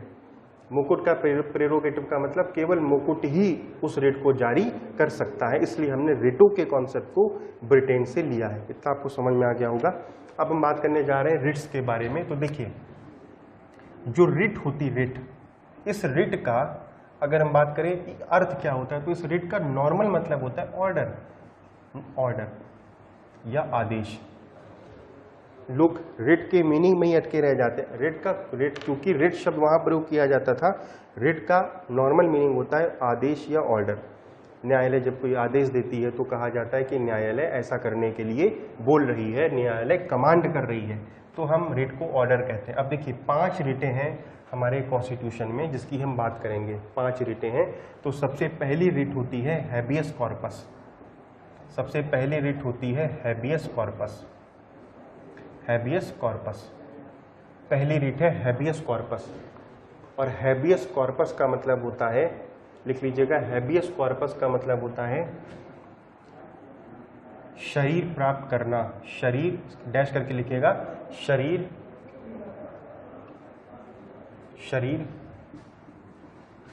प्राप्त करना। इंग्लिश में बोलते हैं to have a body. English में लिख लीजिएगा टू हैव अ बॉडी, शरीर प्राप्त करना, ये होता है हमारा हैबियस कॉर्पस। और हिंदी में बोलते हैं बंदी प्रत्यक्षीकरण। हिंदी में बोलते हैं बंदी प्रत्यक्षीकरण, हैबियस कॉर्पस। ध्यान से सुनिएगा क्या है इस रिट का मतलब। इस रिट का मतलब होता है कि अगर किसी भी व्यक्ति ने, अगर सरकार ने, स्टेट ने, और ये सारी रिटें स्टेट के अगेंस्ट जारी होती हैं, कुछ प्राइवेट पर्सन के विरुद्ध भी जारी हो सकती हैं। अगर स्टेट ने किसी भी व्यक्ति को गिरफ्तार करके रखा हुआ है, निरुद्ध करके रखा हुआ है, तो अगर वो निरोध, जो गिरफ्तारी की गई है, अगर वो गिरफ्तारी या निरोध इल्लीगल है, मतलब गलत तरीके से गिरफ्तार किया गया है किसी व्यक्ति को, अगर वो गिरफ्तारी या निरोध इल्लीगल है, तो ऐसे मामले में न्यायालय ये वाली रिट जारी करके, यानी कि कॉर्पस की रिट जारी करके न्यायालय ये आदेश कर सकता है, न्यायालय आदेश कर सकता है कि उस व्यक्ति को, उस व्यक्ति के शरीर को मेरे समक्ष लेकर आओ, मेरे सामने लेकर आओ, हम देखेंगे कि क्या उस व्यक्ति को इलीगल तरीके से गिरफ्तार किया गया है या लीगल तरीके से गिरफ्तार किया गया। तो हैबियस कॉर्पस का मतलब होता है टू हैव अ बॉडी, शरीर प्राप्त करना, और कॉर्पस का मतलब होता है शरीर, और हैबियस का मतलब, ये लैटिन शब्द है, और हैबियस का मतलब होता है टू हैव, यानी कि शरीर प्राप्त करना। और इस केस में ये हमेशा इल्लीगल अरेस्ट और इल्लीगल डिटेंशन के केस में जारी होती है। इल्लीगल अरेस्ट, अवैध, हिंदी में भी लिखते हो इल्लीगल अरेस्ट, अवैध गिरफ्तारी या निरोध के संबंध में जारी होती है। याद रखिएगा, हैबियस कॉर्पस हमेशा अवैध गिरफ्तारी या अवैध निरोध के संबंध में जारी होती है। पहले ये रिट स्टेट के विरुद्ध जारी हुआ करती थी, क्योंकि आपको मैंने पढ़ाया था कि फंडामेंटल राइट्स का एनफोर्समेंट राज्य के विरुद्ध होता है, मौलिक अधिकारों का प्रवर्तन राज्य के विरुद्ध होता है, इसलिए रिट भी किसको जारी की जाएगी, राज्य को जारी की जाएगी। मगर थोड़े समय के बाद में उच्चतम न्यायालय में केस आया था, उसने कहा था कि ये रिट राज्य के विरुद्ध तो जारी की जा सकती है, साथ में निजी व्यक्तियों के विरुद्ध भी जारी की जा सकती है, निजी व्यक्तियों के विरुद्ध भी जारी की जा सकती है। याद रखिएगा, राज्य के विरुद्ध भी जारी की जा सकती है और निजी व्यक्तियों के विरुद्ध भी जारी की जा सकती है। ये है writ of habeas corpus. Habeas corpus का मतलब होता है बंदी प्रत्यक्षीकरण, बंदी प्रत्यक्षीकरण, बंदी प्रत्यक्षीकरण, बंदी प्रत्यक्षीकरण। केवल याद रखिएगा, इसका बहुत सिंपल सा पैरामीटर है कब जारी होगी, तो एक पैरामीटर है केवल, इल्लीगल अरेस्ट और डिटेंशन में, अवैध गिरफ्तारी और निरोध के संबंध में ये रिट जारी होती है। सेकेंड पॉइंट आता है, दूसरी रिट आती है हमारी मैंडमस। मैंडमस, मैंडमस का मतलब होता है परमादेश, परमादेश। और मैंडमस को कहा जाता है, मैंडमस को कहा जाता है टू कमांड, टू कमांड, ये जरूर लिख लीजिएगा, टू कमांड, हम आदेश देते हैं। मैंडमस का मतलब हिंदी में लिखिएगा, हम आदेश देते हैं। इसको मैंडमस की हिंदी होती है परमादेश, और इसको कहा जाता है कि हम आदेश देते हैं, टू कमांड। अब देखिए, मैंडमस रिट कब जारी होगी, इसकी शर्तें होती हैं। नंबर वन कि व्यक्ति का राइट रहा हो, व्यक्ति का लीगल राइट रहा हो, व्यक्ति का अधिकार रहा हो, और लोक प्राधिकारी, लोक लिख लीजिएगा साथ साथ, लोक प्राधिकारी के विरुद्ध जारी होगी ये रिट, लोक प्राधिकारी के विरुद्ध ये रिट जारी होगी। लोक प्राधिकारी का मतलब होगा पब्लिक अथॉरिटी, लोक प्राधिकारी के विरुद्ध ये रिट जारी होगी। और लोक प्राधिकारी ने क्या किया हो, लोक प्राधिकारी ने अपना कर्तव्य का निर्वहन ना किया हो, कर्तव्य का निर्वहन ना किया हो, लोक प्राधिकारी ने ड्यूटी को डिस्चार्ज ना किया हो, ड्यूटी को डिस्चार्ज करने से मना कर दिया हो, लोक प्राधिकारी ने ड्यूटी को डिस्चार्ज करने से मना कर दिया हो, यानी कि लोक प्राधिकारी की ड्यूटी होनी चाहिए। क्लियर हो गया होगा आपको। तो मैंडेमस कब जारी होती है? जब कोई व्यक्ति सरकारी डिपार्टमेंट में जाता है और कहता है कि ये मेरा अधिकार है, इस अधिकार को आप इम्प्लीमेंट कराइए। कोई व्यक्ति सरकारी अफसर के सामने कहता है कि ये मेरा अधिकार है और आप इसे इम्प्लीमेंट कराइए, और उसके ऐसा कहने पर वो संबंधित प्राधिकारी या अथॉरिटी या अधिकारी इस व्यक्ति के राइट का इन्फोर्समेंट या इम्प्लीमेंटेशन नहीं कराता है, तो उस व्यक्ति के पास में अपॉर्चुनिटी होती है, अवसर होता है कि ये व्यक्ति सीधे सुप्रीम कोर्ट चला जाए और सुप्रीम कोर्ट में जाके कहे कि मेरा अधिकार है और इस लोक प्राधिकारी का कर्तव्य है, इसकी ड्यूटी है, इसे ये काम करना चाहिए, और देखिए हुजूर ये मेरा काम नहीं कर रहा है, तो न्यायालय क्या करेगा? लोक प्राधिकारी को कहेगा कि हम आदेश देते हैं, यानी कि टू कमांड। किस चीज़ के लिए आदेश देते हैं? कहेगा हम आदेश देते हैं कि तुम इस व्यक्ति का काम करो, क्योंकि इसका अधिकार है, तुम्हारा कर्तव्य है। याद रखिएगा, जो ये रिट मैंडेमस की रिट होती है, ये मैंडेमस का मतलब होता है हम आदेश देते हैं, और ये हमेशा न्यायालय के द्वारा जारी की जाएगी। लेकिन याद रखिएगा, ये कभी भी राष्ट्रपति और गवर्नर के विरुद्ध जारी नहीं की जा सकती। यानी कि मैंडेमस भारत के राष्ट्रपति या गवर्नर के विरुद्ध जारी नहीं की जा सकती। ये बहुत इंपॉर्टेंट पॉइंट है। परमादेश की रिट भारत के राष्ट्रपति या राज्यपाल के विरुद्ध जारी नहीं की जा सकती। इसके पीछे रीजनिंग क्या है? इसके पीछे रीजनिंग है आर्टिकल 361, क्योंकि आप जानते ही हो आर्टिकल 361 में राष्ट्रपति और राज्यपाल को 4 उन्मुक्तियां मिली हुई हैं। उन्मुक्ति को मतलब होता है एग्जम्पशंस मिला हुआ है। उसमें कहा गया है कि राष्ट्रपति या राज्यपाल अगर अपने पद से संबंधित कोई भी कार्य करता है तो उसे वो अपने उस कार्य के लिए पर्सनली लायबल नहीं होगा। इसका मतलब कभी भी न्यायालय कभी भी राष्ट्रपति को या राज्यपाल को कुछ करने के लिए या कमांड करने के लिए नहीं कह सकता, या कमांड देने के लिए वो प्राधिकृत नहीं है, यानी कि इसका अपवाद बनेगा। अगला, ये कभी भी मैंडेमस कभी भी प्राइवेट व्यक्ति के खिलाफ जारी नहीं हो सकती, ये हमेशा लोक प्राधिकारी के खिलाफ जारी होगी। लोक प्राधिकारी का मतलब होता है पब्लिक अथॉरिटी। याद रखिएगा, ये शर्तें हैं मैंडेमस जारी हो। बड़ी सिंपल सी रिट होती है। सबसे पहले व्यक्ति का राइट होना चाहिए और लोक प्राधिकारी ने अपने कर्तव्य का निर्वहन करने से, डिस्चार्ज करने से मना कर दिया हो, और लोक प्राधिकारी का कर्तव्य होना चाहिए। और ये रिट केवल लोक प्राधिकारी के विरुद्ध जारी हो सकती, प्राइवेट व्यक्ति के विरुद्ध नहीं जारी हो सकती, और ये राष्ट्रपति या राज्यपाल के विरुद्ध भी जारी नहीं हो सकती। तो ये हो गया आपका मैंडेमस के बारे में। याद रखिएगा, टू कमांड यानी हम आदेश देते हैं, ये इस रिट का मतलब, ये नाम है। उसके बाद नेक्स्ट रिट आती है। अब देखिए, जो 2 रिटें आएंगी, ये दोनों रिटें बहुत इंपॉर्टेंट हैं और दोनों में ही बहुत ज़्यादा कन्फ्यूज़न होता है, तो इन दोनों को साथ साथ पढ़िएगा और समझिएगा। देखिए, सबसे पहले बात करते हैं हम लोग प्रोहिबिशन के बारे में, निषेध के बारे में।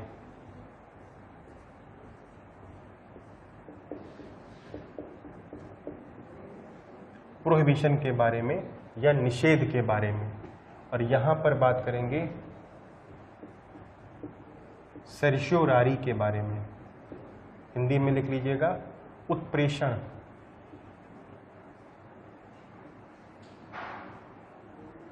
उत्प्रेषण, और इसको कहा जाता है निषेध।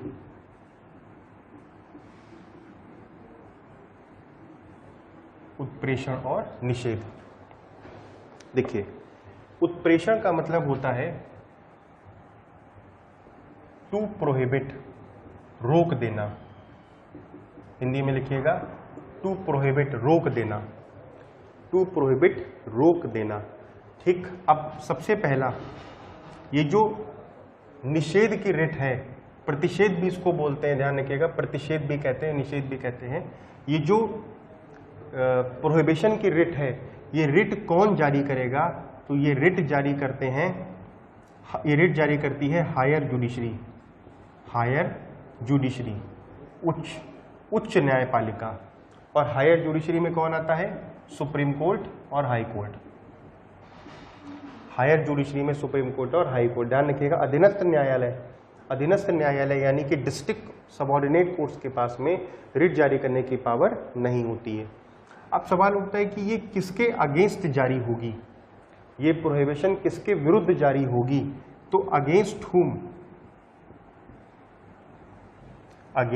हुम ये किसके विरुद्ध जारी होगी, ये रिट किसके विरुद्ध जारी होगी, तो लिख लीजिएगा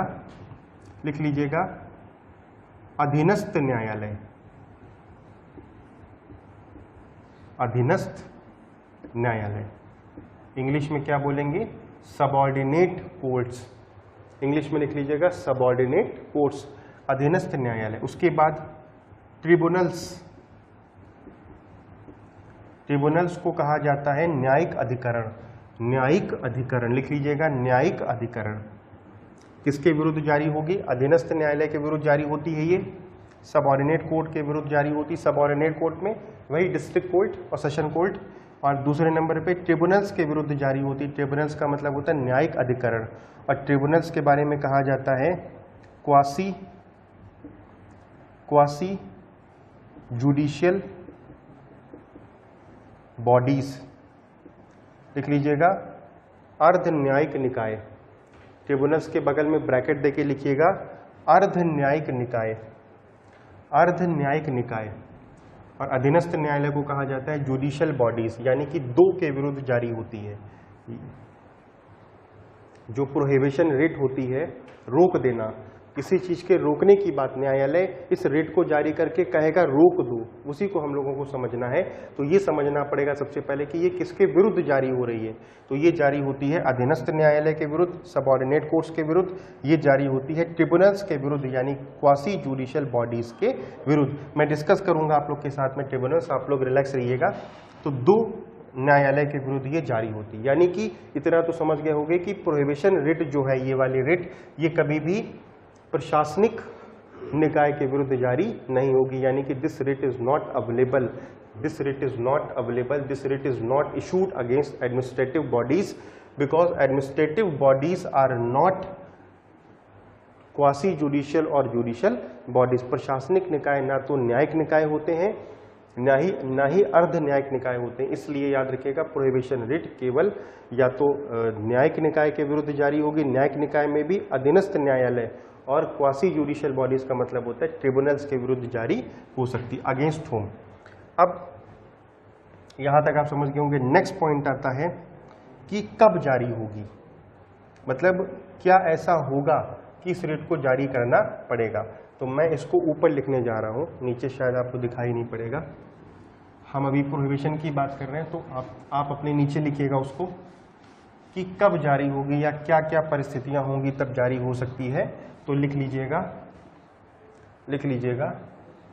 नंबर 1, लिखिएगा नंबर 1 में एरर ऑफ लॉ, विधि की भूल, एरर ऑफ लॉ, विधि की भूल, विधि की भूल। उसके बाद में दूसरे नंबर पे नैसर्गिक न्याय के सिद्धांतों का उल्लंघन, यानी कि वायलेशन ऑफ नेचुरल जस्टिस, अभी बताया था मैंने आपको। सेकेंड नंबर पे उस न्यायालय ने या उस ट्रिब्यूनल ने नैसर्गिक न्याय के सिद्धांतों का उल्लंघन किया है। और तीसरे नंबर पे आता है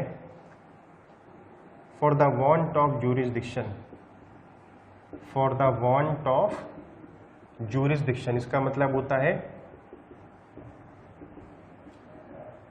कि उसके क्षेत्राधिकार के बाहर था, उसके क्षेत्राधिकार के बाहर था। For the want of jurisdiction का मतलब होगा उसके क्षेत्राधिकार के बाहर था। इसका मतलब ये होगा कि 3 परिस्थितियां होती हैं। पहले नंबर पे जब किसी भी अधीनस्थ न्यायालय ने या ट्रिब्यूनल ने विधि की भूल कर दी हो, लॉ की गलती कर दी हो।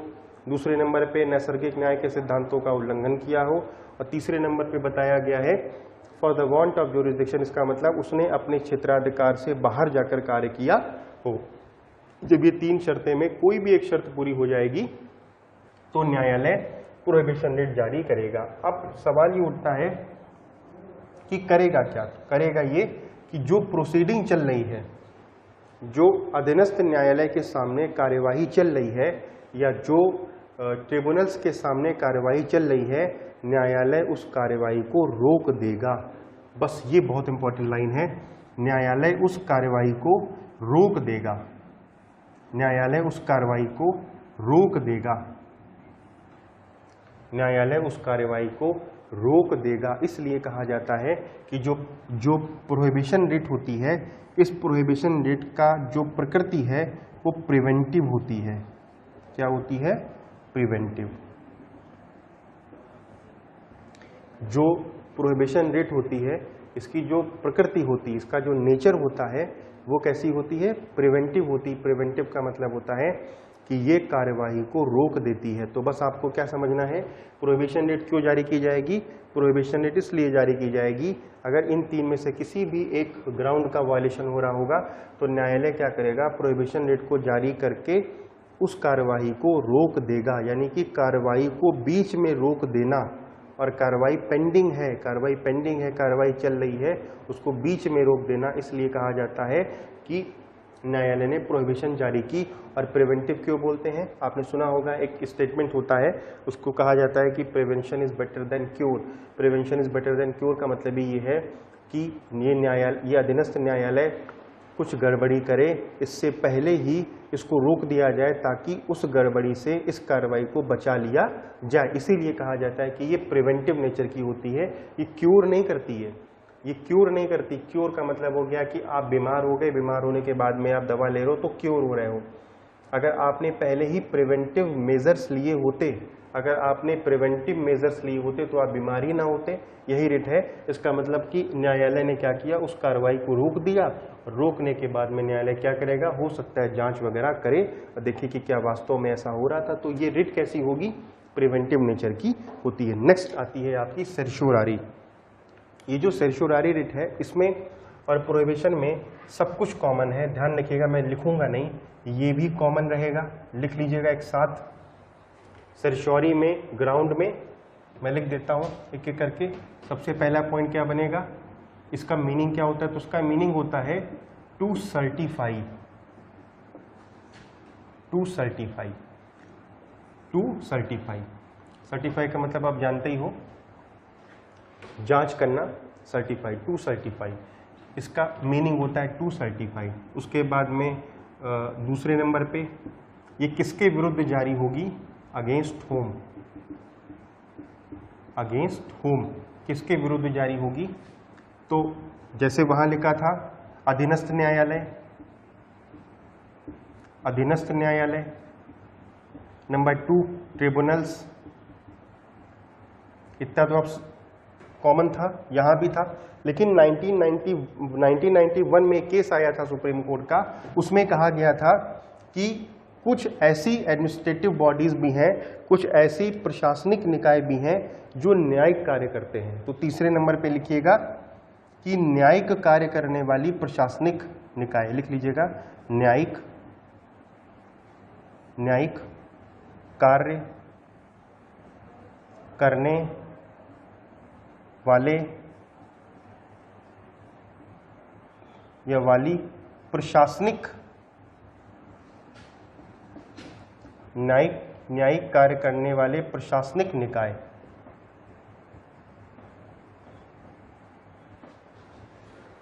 यानी कि against administrative bodies functioning as judicial bodies. प्रशासनिक, तीन बातें याद रखिएगा, अधीनस्थ न्यायालय तो है ही, ट्रिब्यूनल भी है, दूसरे नंबर पे प्रशासनिक निकाय, लेकिन वो कार्य कैसा कर रहे हैं? न्यायिक। प्रशासन, जैसे एग्जांपल दूं आपको, तहसीलदार ले लीजिए। तहसीलदार वैसे क्या होता है, एक तहसील में तहसीलदार होता है, उस तहसीलदार के पास में दो तरीके के कार्य होते हैं, एक होता है एडमिनिस्ट्रेटिव फंक्शन, एक होता है जुडिशियल फंक्शन। आप एसडीएम को ले लीजिए, एसडीएम के पास में दो तरह के कार्य होते हैं, एक प्रशासनिक कार्य होता है, एक न्यायिक। न्यायिक कार्य कैसे होता है? न्यायिक कार्य जमीनों के मामले में एसडीएम के पास में होता है। आप अगर कभी भी डिस्ट्रिक्ट कोर्ट लखनऊ में गए हुए हैं तो वहाँ पे आप देखेंगे कि वहाँ पे रेवेन्यू बोर्ड बना हुआ है, रेवेन्यू बोर्ड। उस रेवेन्यू बोर्ड में कमिश्नर बैठते हैं और कमिश्नर न्यायाधीश के तौर पे बैठते हैं। तो वो बॉडी तो कैसी है? वो बॉडी तो, कमिश्नर तो प्रशासनिक अधिकारी होता है, मगर वो प्रशासनिक अधिकारी जब कभी भी जुडिशियल फंक्शन परफॉर्म करता है तो उसको कहा जाता है कि वो प्रशासनिक अधिकारी न्यायिक कार्य कर रहा है। तो वैसे तो प्रशासनिक अधिकारी के खिलाफ ये रिट जारी नहीं हो सकती, लेकिन अगर ये प्रशासनिक अधिकारी न्यायिक कार्य करता है तो ये रिट जारी हो सकती है। ये तीसरा पॉइंट हो गया। तो अगेंस्ट होम भी आपने समझ लिया, मीनिंग क्या होता है टू सर्टिफाई। अच्छा, ग्राउंड्स तीसरे नंबर पे मैं लिख देता हूँ ग्राउंड्स। अब ये जो ग्राउंड्स हैं इसके लिए आप स्पेस छोड़ दीजिएगा, ये वही ग्राउंड्स हैं जो यहाँ लिखे हुए हैं, यानी कि प्रोहिबिशन के ग्राउंड और उत्प्रेषण रिट के ग्राउंड कॉमन होते हैं। तो इसको आप स्पेस छोड़ दीजिएगा, इसको बाद में लिख लीजिएगा। अब मैं आपको सीधे ये बताने जा रहा हूँ कि इस रिट का यूज़ कब किया जाता है और ये रिट कब इस्तेमाल की जाती है। तो सुनिएगा ध्यान से, और इस रिट को और क्या क्या कहा जाता है। देखिए, ये जो सर्श्योरी की रिट थी, ये जो सर्श्योरारी की रिट थी, ये जो उत्प्रेषण की रिट है, इसमें ये दो परिस्थिति में जारी हो सकती है। सबसे पहली परिस्थिति होती है कि जब प्रोसीडिंग, जब न्यायिक प्रोसीडिंग, अगर आप मत लिखना चाहो तो कार्यवाही भी लिख सकते हो, जब कार्यवाही पेंडिंग होती है, एक तो तब जारी होती है। तो वो तो फिर इसकी तरह हो गई, प्रोहिबिशन की तरह हो गई।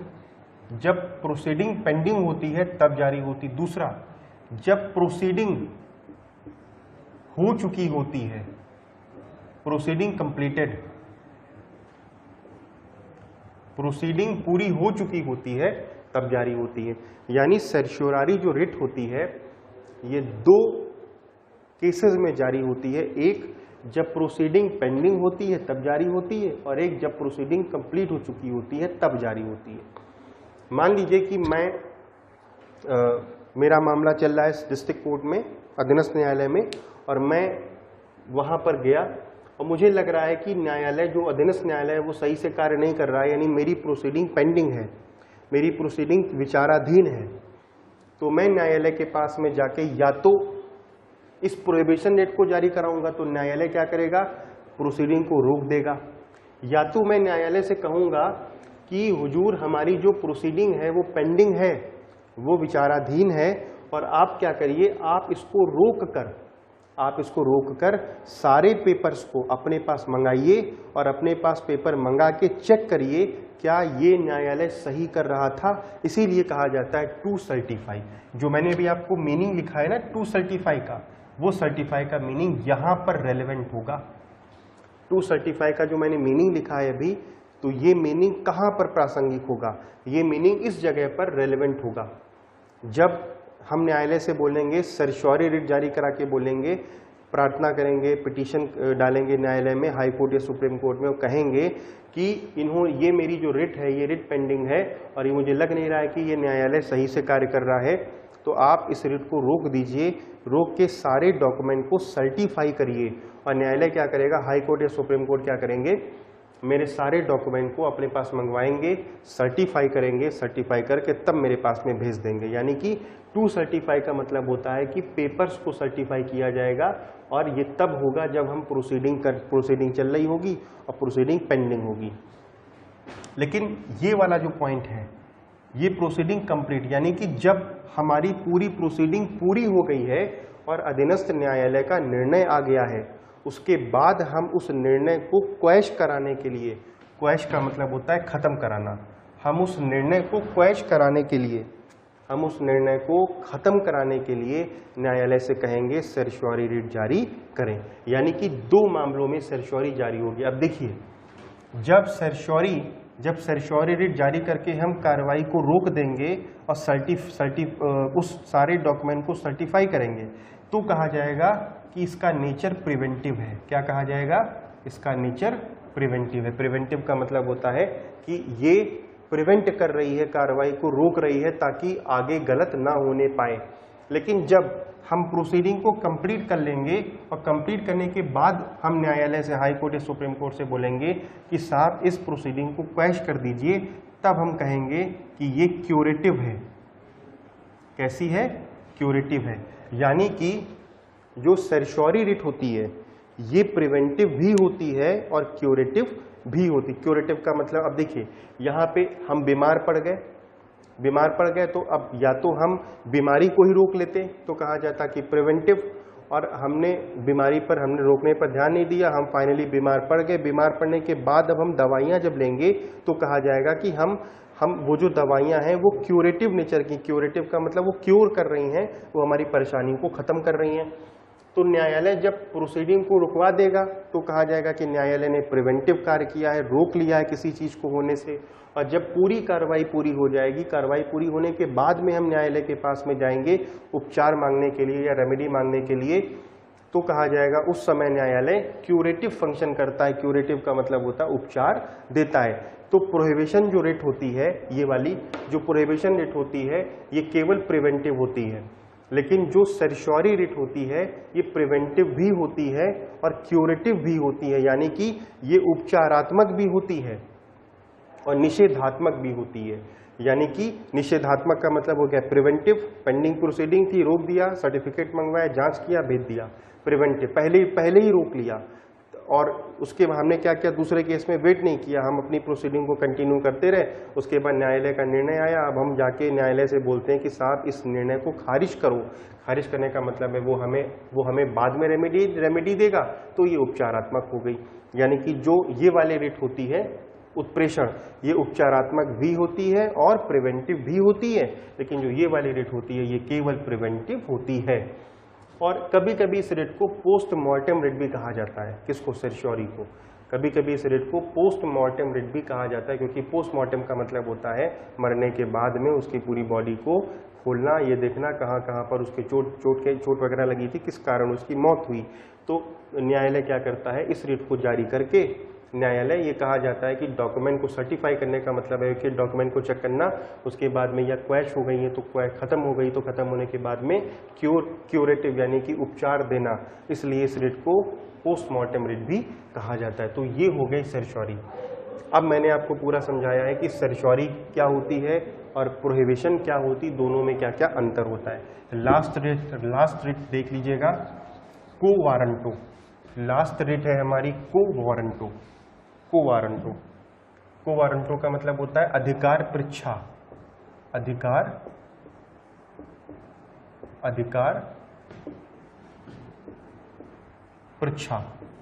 अधिकार परीक्षा का मतलब होता है को वारंटो। को वारंटो रेट का ऑब्जेक्टिव क्या है, सुन लीजिएगा ऐसे ही। अगर किसी भी व्यक्ति ने कोई पब्लिक ऑफिस को धारण किया, किसी भी व्यक्ति ने पब्लिक ऑफिस को धारण किया, लोक पद को धारण किया, वो जो लोक पद है, पब्लिक ऑफिस है, वो या तो संविधान के द्वारा क्रिएट किया गया होगा, निर्मित किया गया होगा, या भारत के किसी कानून के द्वारा निर्मित किया गया होगा वो पब्लिक ऑफिस। और कोई व्यक्ति उस पब्लिक ऑफिस को गलत तरीके से धारण करता है, तो इस केस में न्यायालय अधिकार परीक्षा रेट को जारी करके ये पूछता है बाय व्हाट अथॉरिटी। क्या मतलब होगा इसका, लिख लीजिएगा, बाय व्हाट अथॉरिटी। हिंदी में बोलते हैं किस प्राधिकार से, किस प्राधिकार से।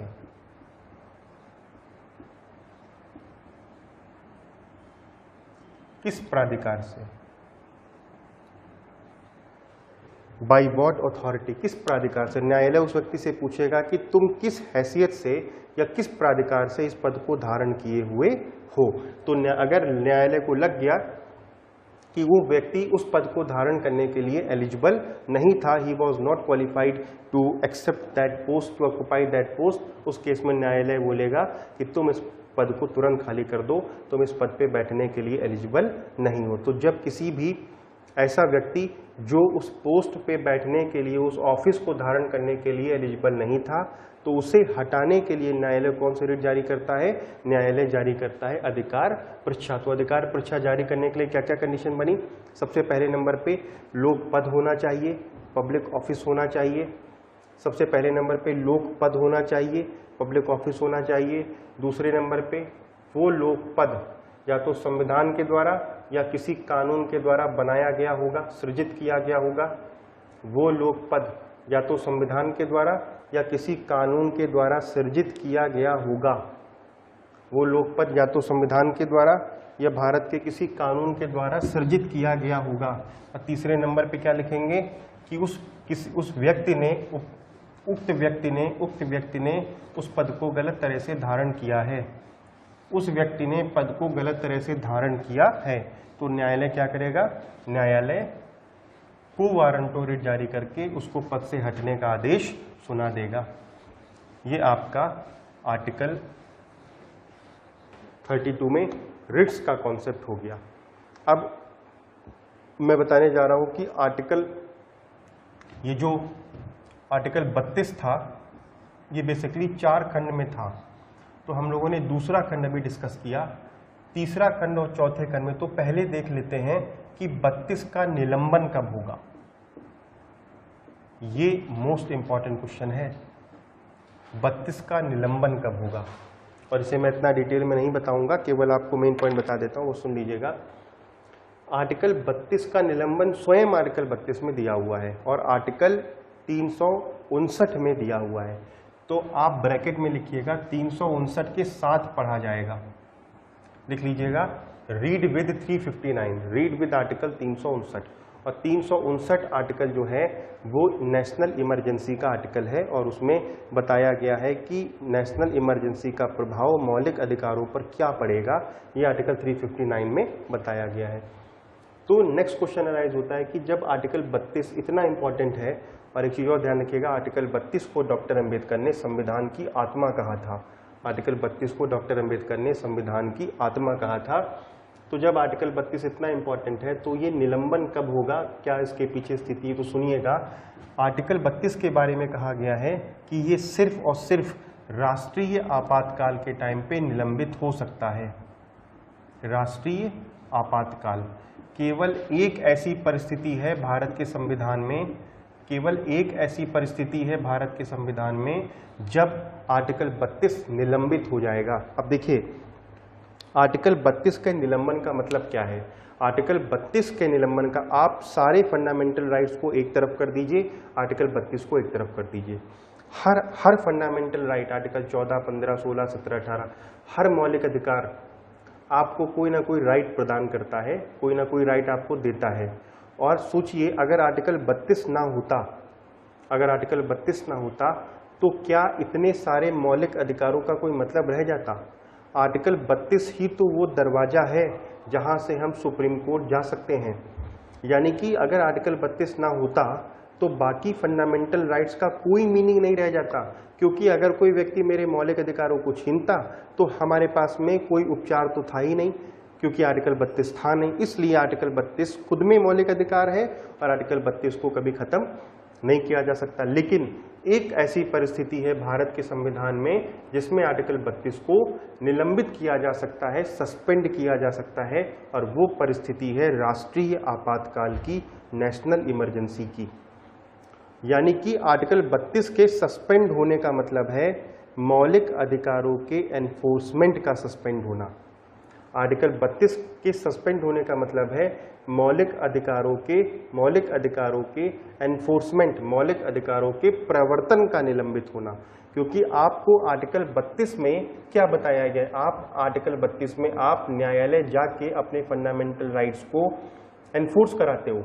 यानी कि आर्टिकल 32 स्वयं में तो संवैधानिक उपचारों का अधिकार है ही, लेकिन आर्टिकल 32 स्वयं में क्या है, आर्टिकल 32 स्वयं में क्या कर रहा है, आपके बाकी फंडामेंटल राइट्स को एनफोर्स करा रहा है, उसको प्रवर्तनीय बना रहा है। सोचो अगर आर्टिकल 32 सस्पेंड कर दिया जाए तो इनडायरेक्टली सारे मौलिक अधिकार सस्पेंड हो जाएंगे।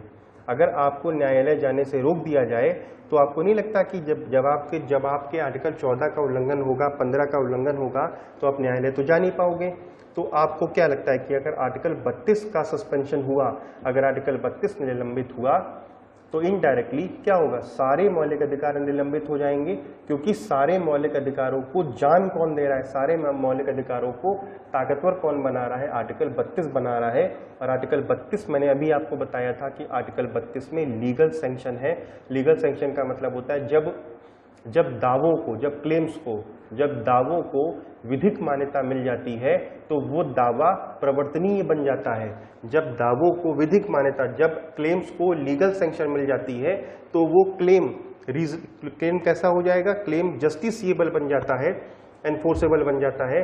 और अगर यही लीगल सैंक्शन उन दावों से हटा लिया जाए तो क्या वो दावा या क्लेम एनफोर्सेबल होगा? वो एनफोर्सेबल नहीं होगा। इसका मतलब ये हो गया कि आर्टिकल 32 केवल और केवल नेशनल इमरजेंसी के टाइम पर सस्पेंड होगा, और वो भी किस आर्टिकल के तहत होगा?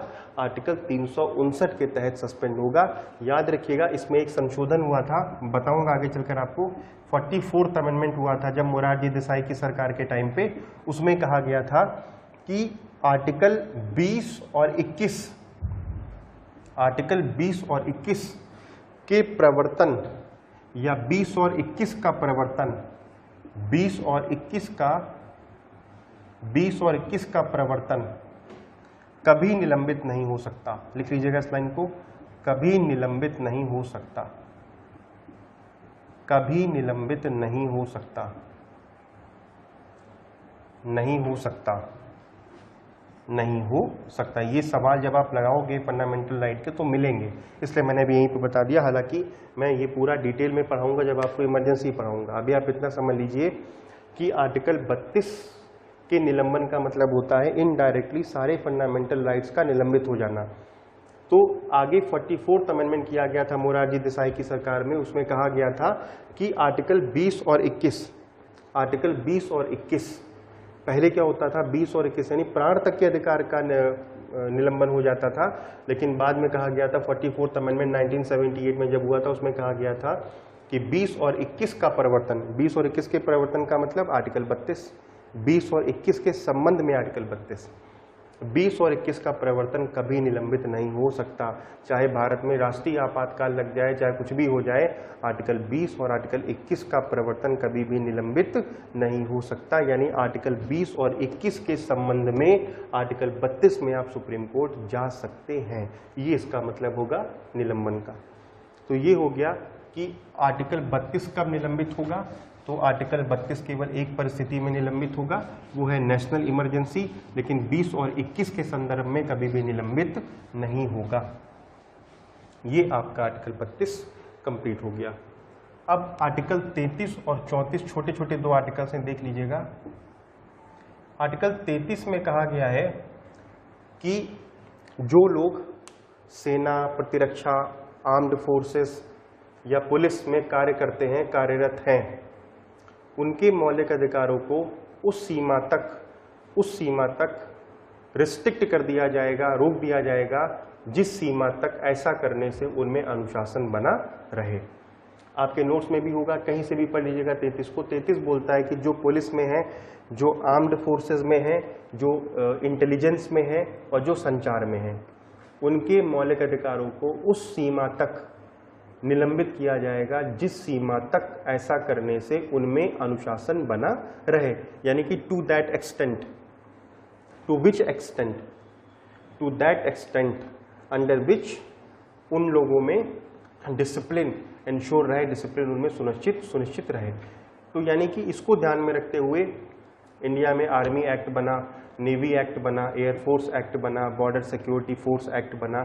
तो भारत में कई सारे कानून बनाए गए और कानून बनाकर इनके मौलिक अधिकारों को सीमित कर दिया गया। आपने देखा भी होगा कि पुलिस की कोई यूनियन नहीं होती, बाकी सबको यूनियन बनाने का अधिकार है। पुलिस प्रोटेस्ट नहीं कर सकती, बाकी सबको अधिकार है। स्ट्राइक नहीं कर सकती, बाकी सब लोगों को मौलिक अधिकार तो नहीं है, लेकिन स्ट्राइक करने का विधिक अधिकार है। इसका मतलब ये हो गया कि आर्टिकल 33 में कुछ फंडामेंटल राइट्स को सस्पेंड किया जा सकता है, और वो सस्पेंशन इसलिए जरूरी है ताकि अगर उनको सस्पेंड नहीं किया जाएगा तो ये लोग भी उस अधिकार की मांग करेंगे और न्यायालय को मजबूरी में एनफोर्सेबल बनाना होगा। उससे राष्ट्र की सुरक्षा, उससे राष्ट्र की अखंडता, उससे राष्ट्र की संप्रभुता पर नेगेटिव इम्पैक्ट पड़ जाएगा, एडवर्स इम्पैक्ट पड़ जाएगा। इसलिए कानून बनाकर, जैसे आर्मी एक्ट बनाया गया, नेवी एक्ट बनाया गया, कानून बनाकर इनके अधिकारों को क्या कर दिया गया है, उस हद तक सीमित कर दिया गया है जिस हद तक ऐसा करने से उनमें डिसिप्लिन बना रहे। ये आपका आर्टिकल 33 है, जो कभी पूछ लिया जाए तो पूछ लिया जाए। आर्टिकल 34 में मार्शल लॉ की बात की गई है। मार्शल लॉ, मार्शल लॉ का मतलब होता है सैन्य विधि, सैन्य विधि। आर्टिकल 34 में सैन्य विधि की बात की गई। ध्यान रखिएगा, आर्टिकल 33 में संसद के पास में कानून बनाने की शक्ति है। जो आर्मी एक्ट, नेवी वगैरह बने हैं ये केवल संसद ही बना सकती है, राज्य के विधानमंडल के पास में कोई भी शक्ति नहीं है।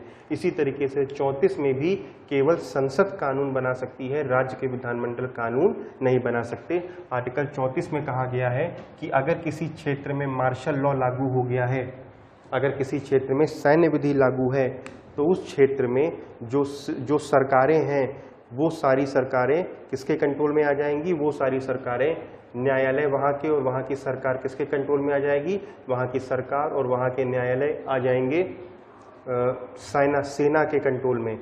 और सेना के पास में इतनी पावर होती है कि सेना बिना किसी पूछताछ के किसी भी व्यक्ति को गोली मार सकती है। सेना के पास में बहुत ज़्यादा ताकत होती है और इसलिए ऐसा किया जाता है, मार्शल लॉ वगैरह को इसलिए लागू करा जाता है जब कभी भी वहाँ की जो पुलिस होती है या वहाँ की जो लोकल पुलिस होती है उससे स्थिति कंट्रोल नहीं होती और किसी भी स्टेट में स्थिति और ज़्यादा बिगड़ रही है। जैसे नागालैंड में अगर आप बात करेंगे तो आफ्स्पा एक कानून है भारत में, इसका नाम है आफ्स्पा और ये बड़ा विवादित कानून है आफ्स्पा। इसका मतलब होता है armed forces special power act. AFSPA का मतलब है armed forces special power act. ये आर्म्ड फोर्सेस को स्पेशल पावर देता है और इनकी पावर में किसी भी घर का सर्च शामिल है, किसी भी घर में सर्च कर सकते हैं, चाहे कुछ भी हो जाए, गोली मार देंगे।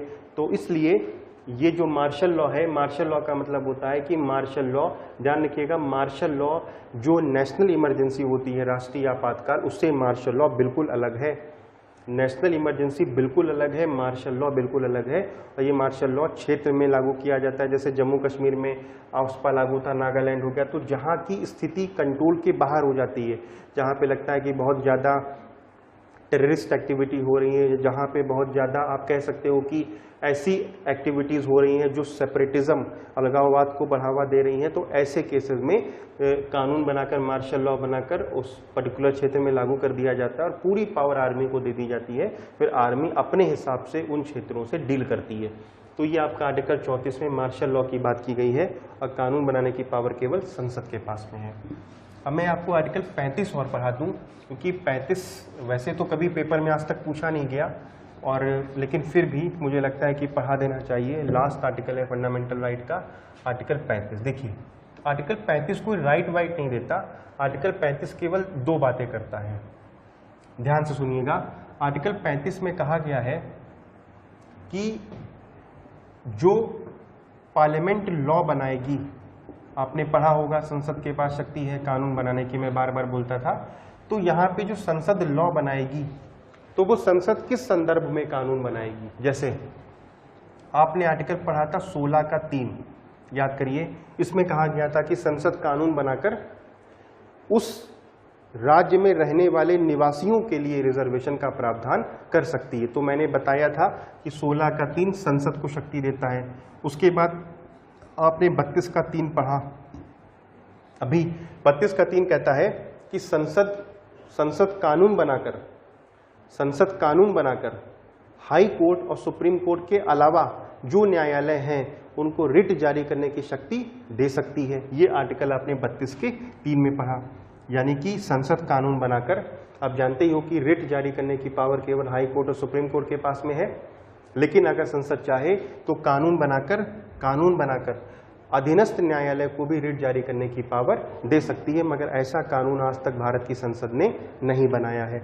उसके बाद तीसरे नंबर पे अभी मैंने बताया 33 और 34। अभी मैंने बताया 33 में संसद कानून बनाकर जो लोग पुलिस में हैं, आर्म्ड फोर्सेस में हैं, उनके मौलिक अधिकारों को उस हद तक सीमित कर देगी जिस हद तक ऐसा करने से उनमें अनुशासन बना रहे। 33-34 में मैंने बताया मार्शल लॉ, अभी बताया कि भारत की संसद सैन्य विधि बना सकती है, उसे लागू कर सकती है डिस्टर्ब्ड एरियाज में। तो आप ध्यान से देखिए कि आर्टिकल 35 में बताया गया है कि कब संसद कानून बनाएगी, कब संसद कानून बनाएगी। तो आर्टिकल 16 के 3 में बनाएगी, 32 के 3 में बनाएगी, 33 में बनाएगी, 34 में बनाएगी। ये तो संसद कानून बनाकर लागू कराएगी। दूसरी तरफ बताया गया है कि जो फंडामेंटल राइट्स, आपने पढ़ा होगा, जो फंडामेंटल राइट दंड का प्रावधान करते हैं, तो उनके मामले में भी भारत की संसद को ही पावर दी गई है कि वो लॉ बनाए। तो उसमें 2 आर्टिकल केवल आपने पढ़ने थे, एक आर्टिकल 17 था और एक आर्टिकल 23 था। याद करिए, आर्टिकल 17 में कहा गया था अगर अस्पृश्यता का आचरण करता कोई पाया गया तो उसे दंडित किया जाएगा, तो दंड देने के लिए भारत की संसद ने लॉ बनाए। उसके बाद 23 में कहा गया था कि जो ह्यूमन ट्रैफिकिंग है और जो बॉन्डेड लेबर है या जो फोर्स लेबर है, ये तीनों की प्रैक्टिस को खत्म किया जाता है और अगर ये कोई करता पाया जाएगा तो उसे भी पनिश किया जाएगा। इसके लिए आर्टिकल 23 में पावर दी गई। तो ये जो आर्टिकल 35 है, ये बहुत बढ़िया आर्टिकल है। आर्टिकल 35 ये बोलता है कि संसद किन किन परिस्थितियों में कानून बनाएगी। याद रखिएगा, मौलिक अधिकारों को लागू कराने के लिए, मौलिक अधिकारों को, ये लाइन ये कौन सी है, मौलिक अधिकारों को लागू कराने के लिए केवल भारत की संसद को शक्ति दी गई है, राज्य के विधानमंडल को शक्ति नहीं दी गई है। और किसी भी मौलिक अधिकार के उल्लंघन पर दंड देने के लिए भी भारत की संसद को शक्ति दी गई है, राज्य विधानमंडल को शक्ति नहीं दी गई है। 2 बातें आपको याद रखनी है। यहाँ पर फंडामेंटल राइट्स को लागू कराने के लिए पार्लियामेंट के पास पावर है। यहाँ पे जिन मौलिक अधिकारों का उल्लंघन करने पर दंड का प्रावधान किया गया है, उनके मामलों में भी कानून बनाने की पावर किसके पास में है, भारत के संसद के पास में। यानी मोटे मोटे तौर पे अगर दंड का प्रावधान करना है तो भी भारत की संसद के पास पावर होती है, और अगर फंडामेंटल राइट्स को लागू करना है तो भी भारत की संसद के पास में पावर होती है। याद रखिएगा, ये आर्टिकल 35 में मेंशन है। ये 2 आर्टिकल यहाँ पर आ जाएंगे, दंड से संबंधित, और यहाँ पर कौन से आ जाएंगे, लागू करने से संबंधित, और ये तीनों मैंने भी आपके साथ में डिस्कस किए हैं। तो ये आपका आर्टिकल 35 है। तो आर्टिकल 35 आपको समझ में आ गया होगा क्या है। हम लोगों ने आर्टिकल 34, 35, 36 सारे डिस्कस करे थे। तो ये आपका फंडामेंटल राइट्स कंप्लीट हो गया। और कुछ छोटे मोटे जैसे PIL का कॉन्सेप्ट है, तो ये मैं जब आपको सुप्रीम कोर्ट चैप्टर पढ़ाऊंगा तो वहीं पे बता दूंगा PIL के बारे में, पब्लिक इंटरेस्ट लिटिगेशन के बारे में, वहीं पर हम लोग डिस्कशन करेंगे। तो आपका जो नेक्स्ट टॉपिक होगा, आप लोग प्लीज़ जो टॉपिक मैंने डिस्कस किए हैं उनके घटना चक्र के क्वेश्चन सॉल्व करते रहिएगा। प्रीवियस ईयर पेपर्स लेके घटना चक्र का इंडिविजुअल पॉलिटी की है, उसको उसमें शासन व्यवस्था हो चुका है, वो आप कर सकते हैं। प्रीएम्बल यूट्यूब पे पड़ा हुआ है, उसको आप वहाँ से देख लीजिएगा, सॉल्व करिएगा। फंडामेंटल राइट्स कंप्लीट हो गया आपका। नेक्स्ट टॉपिक जो आपका मैं डिस्कस करूँगा वो होगा directive principles of state policy. Thank you.